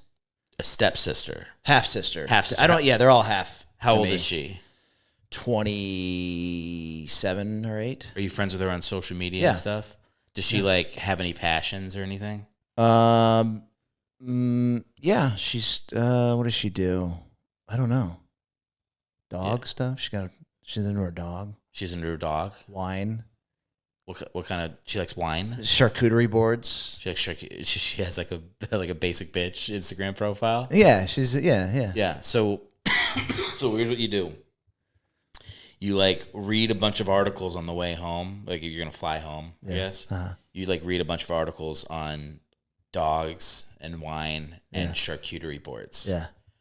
And then the next time you're sitting next to her, you're like, you posted a charcuterie board photo a week ago. Yeah. And I saw this type of oak wood that apparently like enriches the cheddar. Yeah. And it's like, apparently it's supposed to be like really fucking good. Have you heard about it? And she's going to be like, what? And then you just keep talking. She's like, I don't do charcuterie boards anymore. Yeah, she's like, what are you talking about? That was somebody else. I quit that 2 years ago. No, just find one thing that she posts about in her stories. Okay, that's a good idea. That's a really good idea. And just like read a bunch of shit about it. Yeah. That's what I did with my dad. It's like one day I came home and I was like, man, Army's got like 5 great fullbacks they just brought in to their program. My dad's like, do they? I was like, yeah, I'm in this Facebook group and it's called Crawdad's Countdown to Kickoff. And they showed all the prospects, and the Army fullbacks look pretty good this year. I think they're gonna run the triple option like crazy. My dad's like, all right. I'm like, I'll show you. Come here, let me show you. And I just pulled up the Facebook. I was like, you should join this group. I bet you know some of these guys. And he goes, oh, that's Bill blah, blah, blah. You guys in my class, 81. I was like, yeah. So here, just hit send. And then in 2 days, you'll be able to be in this. That's very sweet. And now on the group, I'll comment on my dad's photos. Oh, nice. But I'll be like, he's lying. Like I'll fuck with him. And it's both of our names are Hellwig, so people can tell that I'm his son. Yeah. But it's like, I just made it. I like football. It's easy enough to do that. Yeah. But like, I was just like, I'm gonna know everything about Army football. I'm gonna know more than he knows. Yeah. And then like, I'll just blast him with the second he brings up Trump. Yeah. I'll just be like, the 3rd string quarterback this year is only a freshman. Yeah. And he's got a fucking cannon. And I have too much ammo. Yeah. For him to not just talk about stuff we agree on. Yeah, you know? Nice. No, that's a good idea. That's the way to do it. And I'd like to, because I'm also officiating their wedding. She's getting married in October. Oh, that's so nice. And I'm the officiant. So, I do need to get closer and I think that alone will help. Like, oh yeah, that'll be a cool little bonding. Well, thing. That's your thing. You can just be like, I've been watching YouTube officiant videos. Yeah, I think that's what it'll be. I have some preference questions for you. Yeah. And then just be a great officiant. Yeah. That's awesome. Yeah. Yeah. I think it's cool that, like, to me, like, family relationships, it's like you're either going forward or you're going backward. There's no like hanging out. Like, you're either like trying to make them better or they're like slipping a little bit. Yeah. And I was like, I'm always excited when I hear people are like making an effort to connect with their family, because I feel like it's hard to be truly happy when you have that disconnect. Yes, it really is. And I'm a little late to the game as far as understanding why family is so important and investing in that. And but I'm here now. I get it. I'm starting to figure, like this trip. I saw my biological father, his side of the family. He's in Michigan, but the rest of his family's in Texas. I saw them just a couple weeks ago at my aunt's stepdaughter's college graduation, she's cool. I love Claire, but it's not. I wasn't necessarily just like gonna. I'm in LA. I'm not. I'm not super close to her. I wasn't gonna go. But it turned out to be like kind of a mini family reunion, and my dad was like, "I really want you to go. It'll be fun." And so at the kind of the last minute, I was like, "Yeah, why am I not going to this? Of course I'll go." And so when I made that decision to go, at the same time, there was my other side of the family, my mom's stepdad's side. That's where I'm going to go in a couple weeks. I wasn't going to go to that either. Again, because it's like, whatever. They're just going to go for the lake for the weekend. There's nothing. It's not Christmas or something. So I'm just like, I just normally wouldn't go to those sorts of things. So I finally was like, no, I'm going to go to both of these things and really enjoy it and be present. Did you have a good time? Oh yeah, it's great. The one trip was a couple weeks ago, and the next trip is in a couple weeks. And you don't. I'm 42 years old. These people are getting older, and people are it's dude. You don't have time to just go. I'll get you in the next one, bro. It's like people die. Like I saw my grandma in Austin on that same trip a couple weeks ago. It's probably I'm certain it was the last time I'll ever see her. She's very, very sick. So, I'm glad you're there, man. I think I left home. I moved to New York. I was doing my comedy thing. When I moved out to LA, it was like a moment when like my sisters were really mad at me because I didn't like talk to them about moving to LA. Yeah. And I was like, why would you, what's the difference? What's the difference? And she was like, we're going to see you less, you idiot. We're sad about that. I was like, oh yeah, right, that makes a lot of sense. Yeah. But like, I think you just like, you keep your head down and we're like, chiseling away at this fucking impossible industry or whatever we're trying to break into. And it's like, you kind of look up from it and you're like, well, I'm not fucking young anymore. Yeah. And, like my sister has a kid. Yeah. Like I've seen my niece 3 times and have I seen her 3 times? Yeah, I've seen her 3 times. She's 8 months old. And I'm like, when I go home and my stepsister's kids, like my brother lives home and like he has like a nickname. Like they call him Tonton. Yeah. And I'm like, I want a fucking nickname with my niece. Like the only way I'm going to get that is if I spend time. If I'm like, I'm going back like once every 3 months, even if I don't have a fucking reason to be there, just to hang out. Yeah. Just to get time with everybody. Because it's like, like I've had people die. It's like you just, once that happens, it's like you gotta, everything when you're choosing to put your attention on one thing, that means you're choosing to not put it somewhere else as well. Yeah. And it's like, I think I am coming back to that realization of like, I got to make the family more of a priority as often as possible. Yeah. So anyway, I'm also quitting comedy, and also I was about to say, back to comedy. The material comes out of all these trips. Fuck yeah, of course, because that's like, when I write the most. Is when I'm back from one of these trips. Oh my god! Every time I hang out with my dad, I'm like, I have so many things to say on stage. Yes, and I can take things you said and I can put them into different parts of my act. And I don't really like call out in my act. Like I talk about my dad a little bit, but it's not really him. It's like it's just a version of things other people have said that are funny. Yeah, but a lot of things he said have been put into other people in acts. Right. And a lot of things that I say to myself as him are put into his work. But it's like, I mean, every time I'm hanging out with, I'm sure like having a kid is the same way. Comics have said that too. You have a kid and you're like, oh, there's my next fucking 40 minutes. Yep. Is like, it's anytime you do anything in your life that's new and a little scary, like you get the creative juices flowing. Yep. Make sure to tell your family that. I'm doing this for the jokes. Yeah. Oh, they know. I'm doing this for the tight 10. Yeah. Yeah. I can't. When are you going to release your special? Which is great. For people who don't know what I'm talking about, you filmed a special at Fourth Wall. Fourth Wall Cafe. How long ago? Like 2 months ago? About a month ago, a month and a half. You fucking crushed. Thank you. It was awesome. And you said you're editing it now?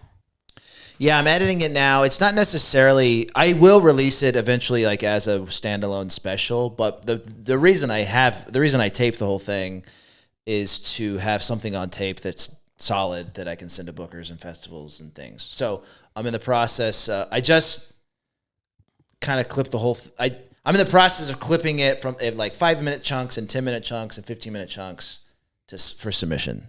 That's my primary reason. Secondary reason, cutting it up into bite-sized pizzas for TikTok, Instagram, YouTube, Reels. That stuff. And then third priority is to actually put the whole thing together as a standalone. This is my half-hour special, which will happen, but it's not up on the priority. So, yeah. It'll happen. Yeah. I want to see it. Oh, you do? Yeah. You were front row. I know it's front row, but I want to see how it came out. I want to see like how it looks shot and everything. And I'm learning. I still haven't figured out how to switch between the camera angles. Oh yeah. I just figured out. It took me a while to figure out but how the guys that filmed it aren't doing that. Usually you pay them as like a production company. Did you not do that? No, they did it for me. They just filmed it as a favor to me. Okay. So I just have all the raw footage. Okay. So I'm learning how to do it myself. How do you switch between? Well, there's a way to do it. I just haven't. Yeah, I mean it's. You could do it the way I do it, which is just you like lay out all the tracks, you line them all up, and then you just black out two cameras in the editing so that one version shows. Yeah, and the audio is already matched up. The audio's already lined up. Yeah, I think that's how you do it. And what you would have to do is be like, you'd have to watch all 3 clips and be like, oh, I like the way that shot looks. At this moment, go to this camera. Oh, I like the way that looks. At that moment, I like that. Yeah. And just kind of like pick what's going to be your primary and then like punch in at these moments to the other camera. Yeah. So it's annoying, but it's like all it is like watching all 3 camera shots. Yeah. With a notepad, picking your times and doing it. Yeah. Or you could just fucking buy an AI program and do it in 10 seconds.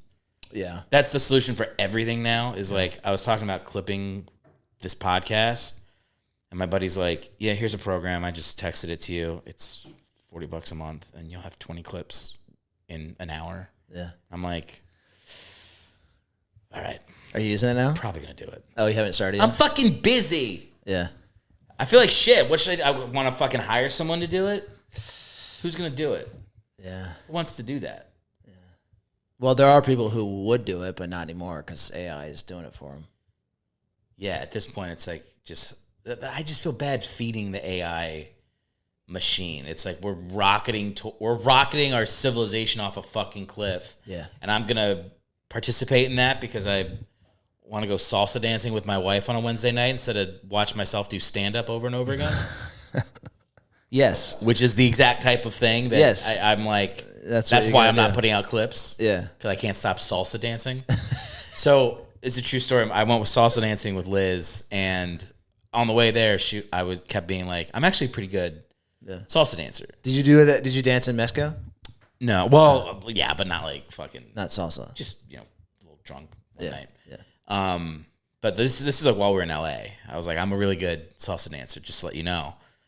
She's like, really? I was like, yeah, I did it when I was a kid a little bit. I'm pretty good. She was like, okay.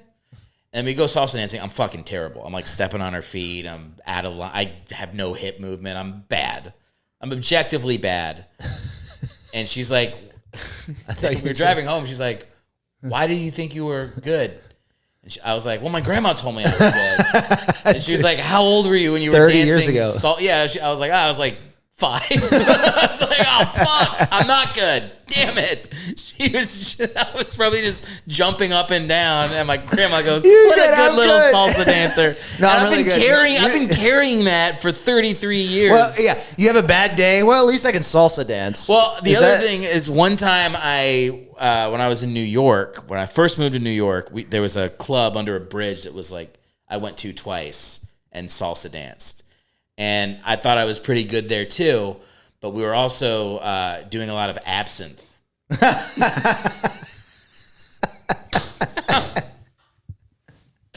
I'm so bad at salsa dancing, man. I'm really bad at it. Yeah. At all this fake confidence. I one time I was in New Orleans, Louisiana, and I was at a karaoke bar that had a stage and like backup singers, and it was packed. And I sang Three Dog Night, the Joy to the World by Three Dog Night. Yeah. Jeremiah Was a Bullfrog. And I was just the right amount of buzz. I'd had like 3.5 beers, and the place was packed, and the people behind me were like on pitch. And so anyway, so I sing this song, and people are just throwing themselves at me.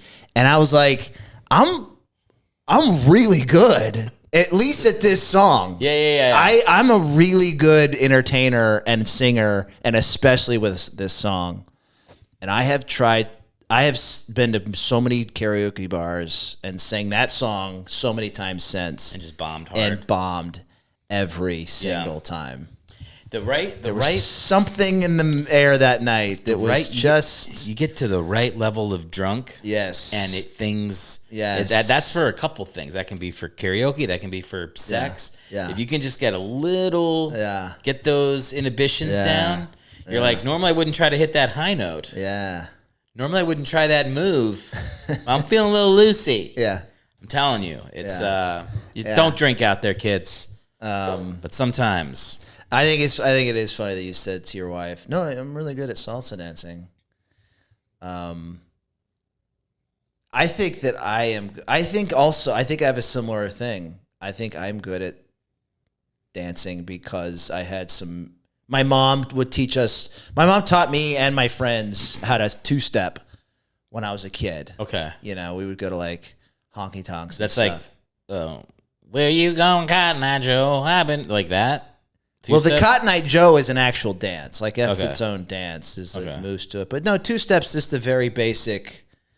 It's like a waltz, I guess, but even more basic than a waltz. Do you put your thumbs through your belt loops when you're doing it? No, you dance with a partner. A two-step is a partner dance. I don't fucking know. Look, I'm a salsa dancer. Yeah, salsa is like this. Like we don't have to fucking do it. We don't have to hold hands. I don't need you. Hold my hand. And we'll show your dad, right? Both hands are like this. My dad comes into the podcast right at this fucking part. Am I right? Yeah. It's both hands are like that. Well, the other hand goes up your asshole. Two-step, you put your hand on the woman's lower back. No, not my hand. Okay. Hand on the woman's lower back, and then the other hand is up. Okay. Like this. And you kind of like a pane window. You move her. Yeah, you move her around. And it's called a two-step because it's two. It's like it's 1 2 1 1 2 1. It's like two forward, one back, 2 forward, one back. It's the most basic.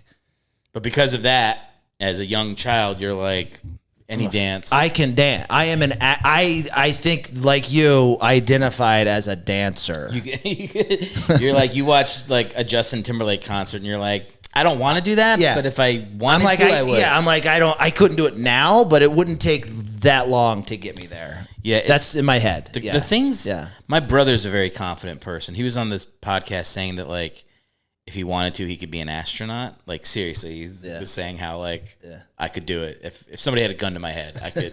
I could take a rocket to the moon. Yeah. And then he, like, as I pressed him on it, he was like, well, I meant, like, I could go up in a spaceship. I was like, that's not what you fucking meant. You could just strap yourself in? He pretended that's what he meant, but what he meant was, I could just become a math genius. Yeah. But my brother has this confidence, and it's my dad really instilled in him confidence. Yeah. Like, he just, for whatever reason, like, made a point to, like, so it's a combo of, like, your personality, but a formative experience in your youth can just set you. Yeah. You can just have a belief. I wish somebody, I remember one time my dad, it was Clinton, and Clinton was like doing his whole, like, I did not have sexual relations with that woman, Miss Lewinsky. Yeah. And then he said, like, it depends on what your definition of is. Right. And I did how old was I when that was happening? What year was that? 96? 98, maybe 98. Okay, so that means I was like 12. Yeah. And I remember I was like, I had all my dad's military, like, war buddies in the fucking house. And I'd been like, I guess just talking like Bill Clinton because I thought it was fun to talk like that.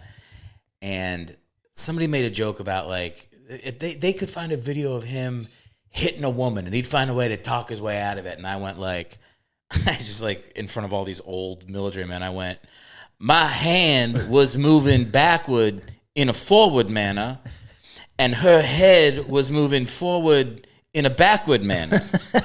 But I did not hit her. And like I fucking leveled the room with these 40-year-old majors and captains. Yeah. And I think that's the moment I was like, I can do comedy. Yeah. I fucking crushed. That was your formative moment. Yeah. It was a great. I have another moment with my dad's friend, a military guy, and they were riding in the car. This was probably around the same time. I was 13-ish.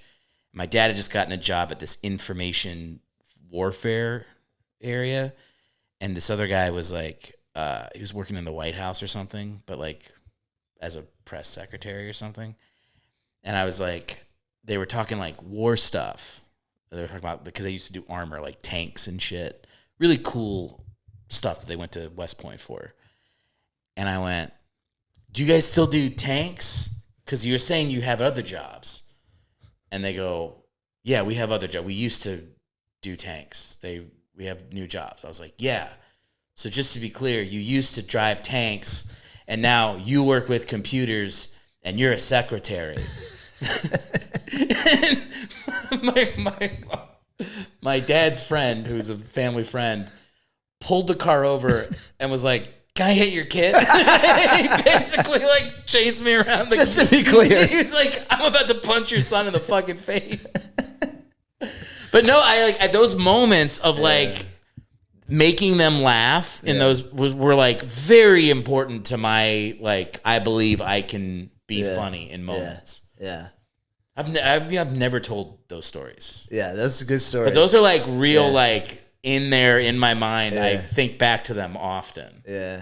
Yeah. That's good. Yeah. I think it's important to know like where that drive comes from or where that need comes from. I think for me, it's my dad, again, going back to my dad, just all these daddy issues. This is my stepdad I'm talking about. Didn't have that relationship. Like that relationship was very like cold and stoic, and he loved me and he protected me and he gave me a lot of things, but it was a very like emotion, not a lot of, it was tough love.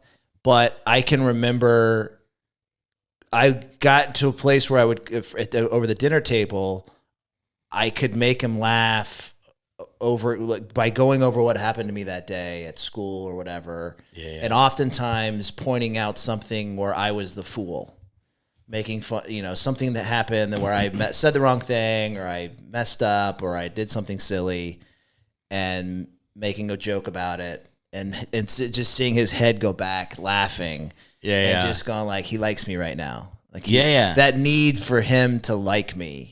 I know he loves me, but I didn't know that. I don't know if he liked me. It's hard because you don't always like your kid. Yeah. And there was definitely a long period of time where my dad did not like me. Yeah. And you can't say that. Yeah. You can't be like, I love you, but I don't like you. Yeah. Like, I love you, but I would never choose to hang out with somebody with your personality type. You can't say that to a kid, and you can't really say that to your dad because you don't have the words or the emotional intelligence to know that's what's going on. Yeah. I love this guy, but I fucking don't like him. Yeah. And like now, I think I do like my dad because there's things we can connect on, and also like I just understand him more. Like I don't need apologies for things he said to me when I was a kid that used to piss me off. Now I'm like, yeah, they get older. It's like you're taking care of them more than you used to. It's like it shifts in you. Like you don't have to. I guess you're not as self-absorbed about like these are my gripes that I'm gonna hold. You're just like, what the fuck am I doing this for? Like, this dude needs me to be a better son. Yeah. When you can let go of that stuff, it really it opens up so many things. Yeah. I think I'm still in the process of doing that, but tell your dad you love him. That's a seismic. When you guys start saying I love you. I've done it a few times, and I know that a couple times he said it back and a couple times he didn't. Yeah. And both times was fine. Like, it was like both Did you lock eyes when you said No, it was during a hug. It's always during a hug. And it's always as I'm leaving, like for the weekend. Like, I was like, great weekend. So good to see you guys. Love you. Here's what you do. You say I love you when you're not hugging. Wow.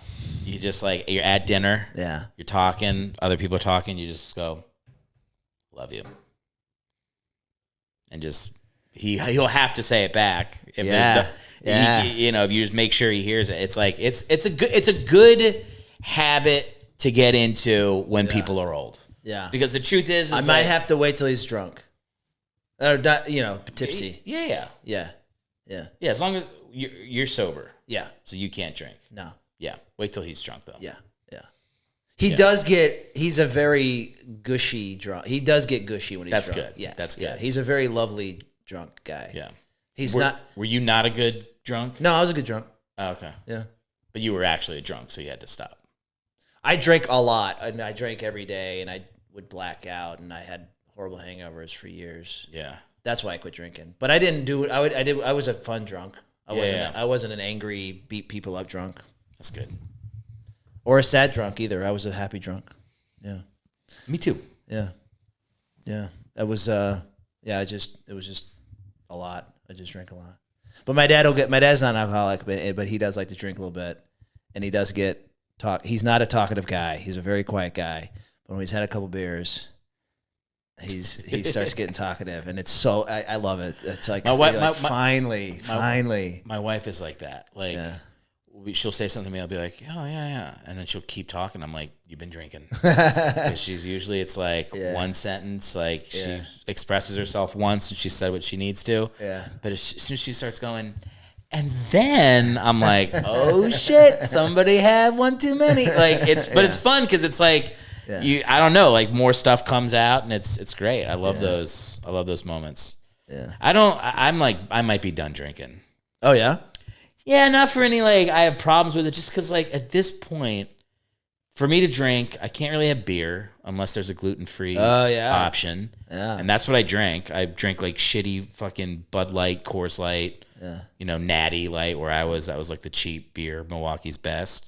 Oh, that was my college beer. I just drink. By the way, that's how I like to drink.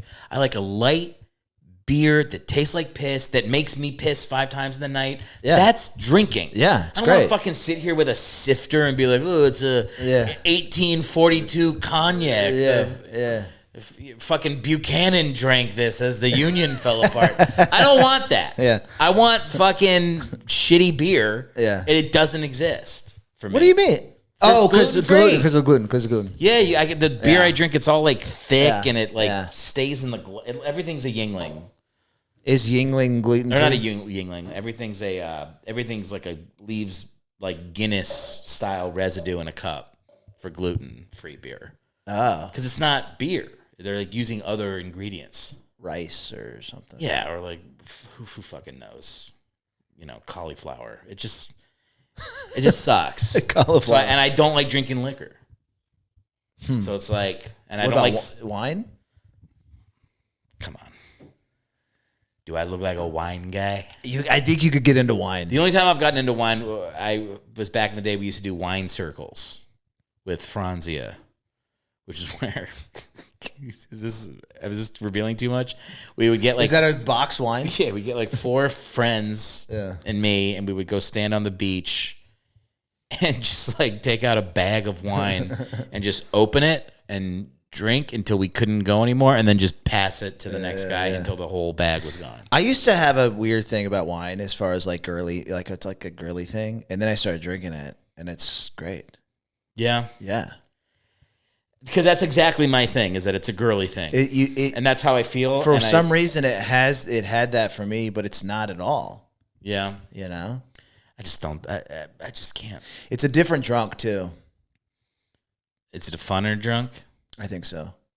It's more of like a mild. I don't know if when I say I miss my college drunk, I don't know if it's just because like I miss my friends that I would drink with. Yeah. and I miss the time of being young and not having responsibility. That's the thing. Or I miss the actual alcohol I was drinking. But to me, I'm like, ideal way to drink is like I'm at a barbecue, I grab a Bud Light, someone's cooking on a grill, like that's when I want to drink. Yeah. And I can't really do it that way anymore, so I'm like, I just won't drink anymore. Yeah. It's fine. It's not, my life isn't any worse for not drinking. I don't miss it. Yeah. I miss it maybe on Christmas morning. Is that like the prime drinking time? Yeah. Yeah? Yeah. That seems like the saddest time to get drunk. No, it's the best time to get drunk. Why? Because it's Christmas, you're not going anywhere. You're just in your pajamas all day. You're just going to be eating, opening presents, all right, playing with your new toys. You know what? Now that you've laid out your case, I 100% agree. And it's the only day of the year that you can start drinking immediately upon awakening, and nobody care. Like it's totally acceptable to put whiskey in your coffee on Christmas morning in a way that it's not acceptable any other day of the year. Here's the thing: you're talking to a divorced kid who had 2 Christmases, so I'd have to be driving. So I don't think I ever had like I don't remember a Christmas after I was 14 where I was just in one place for the whole day. Oh, okay. Like our Christmas is like at noon we leave for here, and then at 4 we leave for here, and then at 8 we meet my dad. Like it's always like 3 or 4. That's why that movie 4 Christmases is so popular. I just watched that not too long ago. It's not too bad. Yeah. The scene with Jon Favreau is very funny. Yeah. Him and he just wants to fuck his wife a lot. Yeah. Yeah. Yeah. It's great. I think it's one of those movies that it's a fine movie. It's not the best movie. Yeah. But it's just so fucking relatable that people love it. Yeah. It's like the top of people's Christmas movies. Yeah. Yeah. That's a good one. No, I miss the days that you are that people drink with impunity, like which is like, oh, we're drinking today and it's all fun and there's no depression and there's no loneliness. You know, Thanksgiving Day and Christmas Day and New Year's Eve and the holidays, but then all 4th of whatever the day is, 4th of July. But it was all the other day, those are the only times, even in the darkest times of my drinking, that were fun. Yeah. But all the other times, like at the last couple of years of my drinking, it wasn't fun. It was just me alone, not any friends, just getting up, going to work, coming home, drinking, passing out, going to bed. Yeah. Sucks. It sucked. I'm glad you're out of it. And not realizing that I didn't have to do that. It took me, years to realize that I didn't have to do that. So I'm glad you're out of it. Yeah. I'm glad you're living your best life here. So telling your dad you love him. Oh no. Okay. Saying I love you, Dad. Okay. I'll work on it. And you got to say it or maybe you just go straight. No, I like the hitting that. You hit the table. Love ya. Can I say love ya? No, you have to say I love you. I have to say all 3 words. Say all 3 words. I love you. Because I think you might have to say I love you, Dad. No. I can give him I love ya. Love ya. Give him. You have to say I love you. You don't have to say cut Dad off. Okay. I love you. To his face. To his face. I was thinking about coming up behind him. No. Just give him you just give him a noogie. Like, I love you. Yeah, something like that. No, I think you have to look him in the eyes and tell him I love you. Okay. You don't. By the way, you don't have to do any of this shit. I just think in the vein of what you're trying to accomplish, I think it'll be helpful. Okay. All right. But it is intense. I mean, I remember when I started saying I love you to my dad, I was like, yeah, this is fucking crazy. Because we really didn't say it for a while. I say it to all my other family members, brothers, everybody. I do too. When we got the phone. I think. Look, how old's your dad? Over 71. It's time. Yeah. It's time. Yeah. Just say it. Yeah. You never know. Yeah. He had cancer. He had testicular cancer. Fucking. You should just be the one to say it. And even if he doesn't say it back, then say it again when you leave. Yeah. Like just be like, we're gonna start saying it. Yeah. I think I've even like gotten to the point now with my dad where I've joked about us having not said it for a while. Yeah. Like if I say I love you and he doesn't say it back, I go, I just said I fucking love you, dude. He's like, oh, sorry, I love you too. Yeah. Like there are moments where he, like something comes up out of him and he knocks it away, and I just go, no. Yeah, we're going into this. We're going in. Well, I think Nick Swartzen. I'm getting a little sweaty just thinking about it. But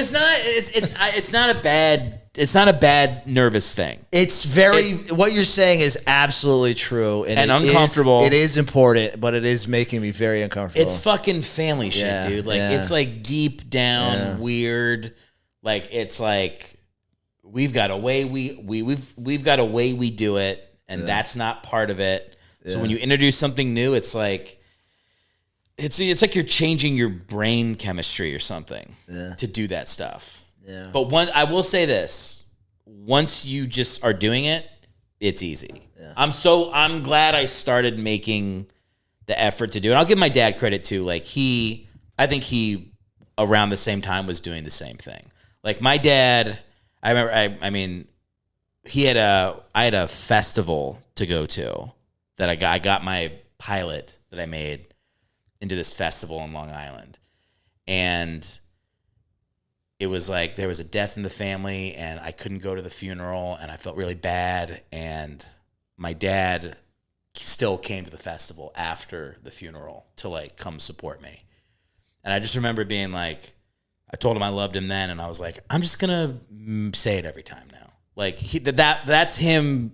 That's as much as he's ever gonna like put a branch out to be like, let's fucking be buddies. Yeah. So it's like, just be the person to if you put the branch out, I bet your dad will take it. Yeah.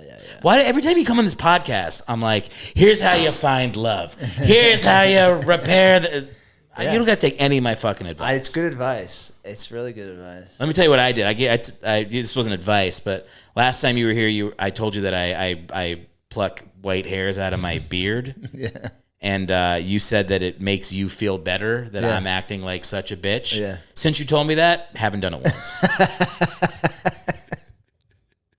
You are drinking wine though now. I was like, no, I think I see one. There's a ton. Yeah. No, now that I'm not pulling, I'm like, holy fuck. It's like they're coming out of my sideburns and shit. Yeah. It makes me want to go clean shaven just to not. Do you know what I did today, first time? What'd you do? Put Rogaine on my face and arms. You can put it on your face? I think apparently, yeah. Holy shit. What is it, like a balm? It's like a liquid. It looks like water. It looks like rubbing alcohol. It's like, it's not even a cream. It's like, you just go like this? The consistency of rubbing alcohol. And you just like, I had a little dropper and put it in my palm of my hand, and I was just dabbing it on my beard. Because I'm losing hair all here and here. You can't grow a beard anymore? Yeah. That's why I clean shave now. Yeah. If it works and it comes I've been starting to go. I've been going to a dermatologist now for several months. Just be like, it's not like a huge deal. It's not like I'm like. It's not alopecia. It is alopecia. Oh, you have alopecia? It's called it's a form of alopecia. Okay. Because I also have lost hair on my arms. I have no hair on my arms anymore. I'm losing hair on my calves.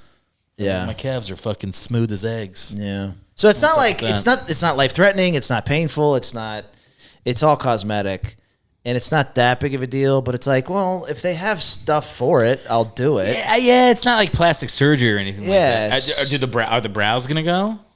I don't know. But so I've been going to the dermatologist now at least 3 months, and so she's given me both steroid injections and topical steroids creams for my face and arms. So I've been doing that for several months now. Nothing's happening. So then she was like, well, let's try Rogaine. So just today, for the first time, I got the prescription and I put it on. So we'll see. Yeah. I hope it works. Because I swear to God, I used to have a beard like this. Very, not quite your thickness, but basically like you. This is all my French grandfather, man. Yeah. He lived to 90. Not German? Well, I got another one that's German. Yeah. My French grandfather was hairy. Like short, hairy man, thick French accent, thick French beard. Yeah. And like even at 92, he had like full head of hair. Yeah. Still had most of his beard. Yeah. Rocking. Yeah. That dude, He's a hairy little man. Yeah. He's a cool guy, though. Yeah. Yeah. We got to go. It's like fucking 2 hours, dude. All right. Thanks for doing the pod. You're welcome. Thanks for having me on. Now, after this ends, are you going to message me and be like, cut out all the stuff about white people? We're leaving it in. I feel good. I don't think we did anything crazy this time. No, I can't remember if I cut stuff out of the first time you were here. Yeah, I think so. You did. Oh, yeah, we did. The last time. Yeah, we don't have to say what we cut, but yeah, there was stuff to be cut. Yeah, you just start talking. Yeah, we just started talking about people. Yeah, and you're like, what are we doing? What are we talking about? Those people don't want to be talked about on a podcast. Yeah. If my stepdad listens to this, he should comment in the YouTube video, "I love you too, Eric." But no, have you actually said it to your stepdad? I've definitely said it to my stepdad. You said "I love you." Yes. Okay. But more like a hug. Yeah. I love you. Whispered in your ear. Whispered in your ear. What's funny is like a lot of the thing is like it's like masculinity and like trying to be like a tough guy, but way gayer to whisper it into a man's ear. Yeah, hug him from behind. I love you. Yeah. Like if you just on pure gayness factor. Yeah, as soon as I said, does it have to be to his face? Can I do it from behind? I thought, wait, what would that look like? My arms around my hands on his chest. I love you. He can't do it. He's like, ugh. That's so fucking funny, man. Where can people find you, support you? You're fucking crushing it with the videos, by the way. Thanks, man. Keep that shit going. I am. I've been doing it. I'm doing a lot. Yeah. I'm doing a lot now. Well, tell the people where they can go support you and see him. Ross Copeland 11, Ross Copeland 11 on everything. Instagram, TikTok, YouTube Reels, all of it. Threads. Clapper.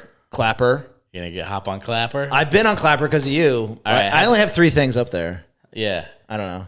Keep going. I have no idea. It's wild. Don't check your social media. Show me afterwards. All right. Thanks for doing it. All right, buddy. Later.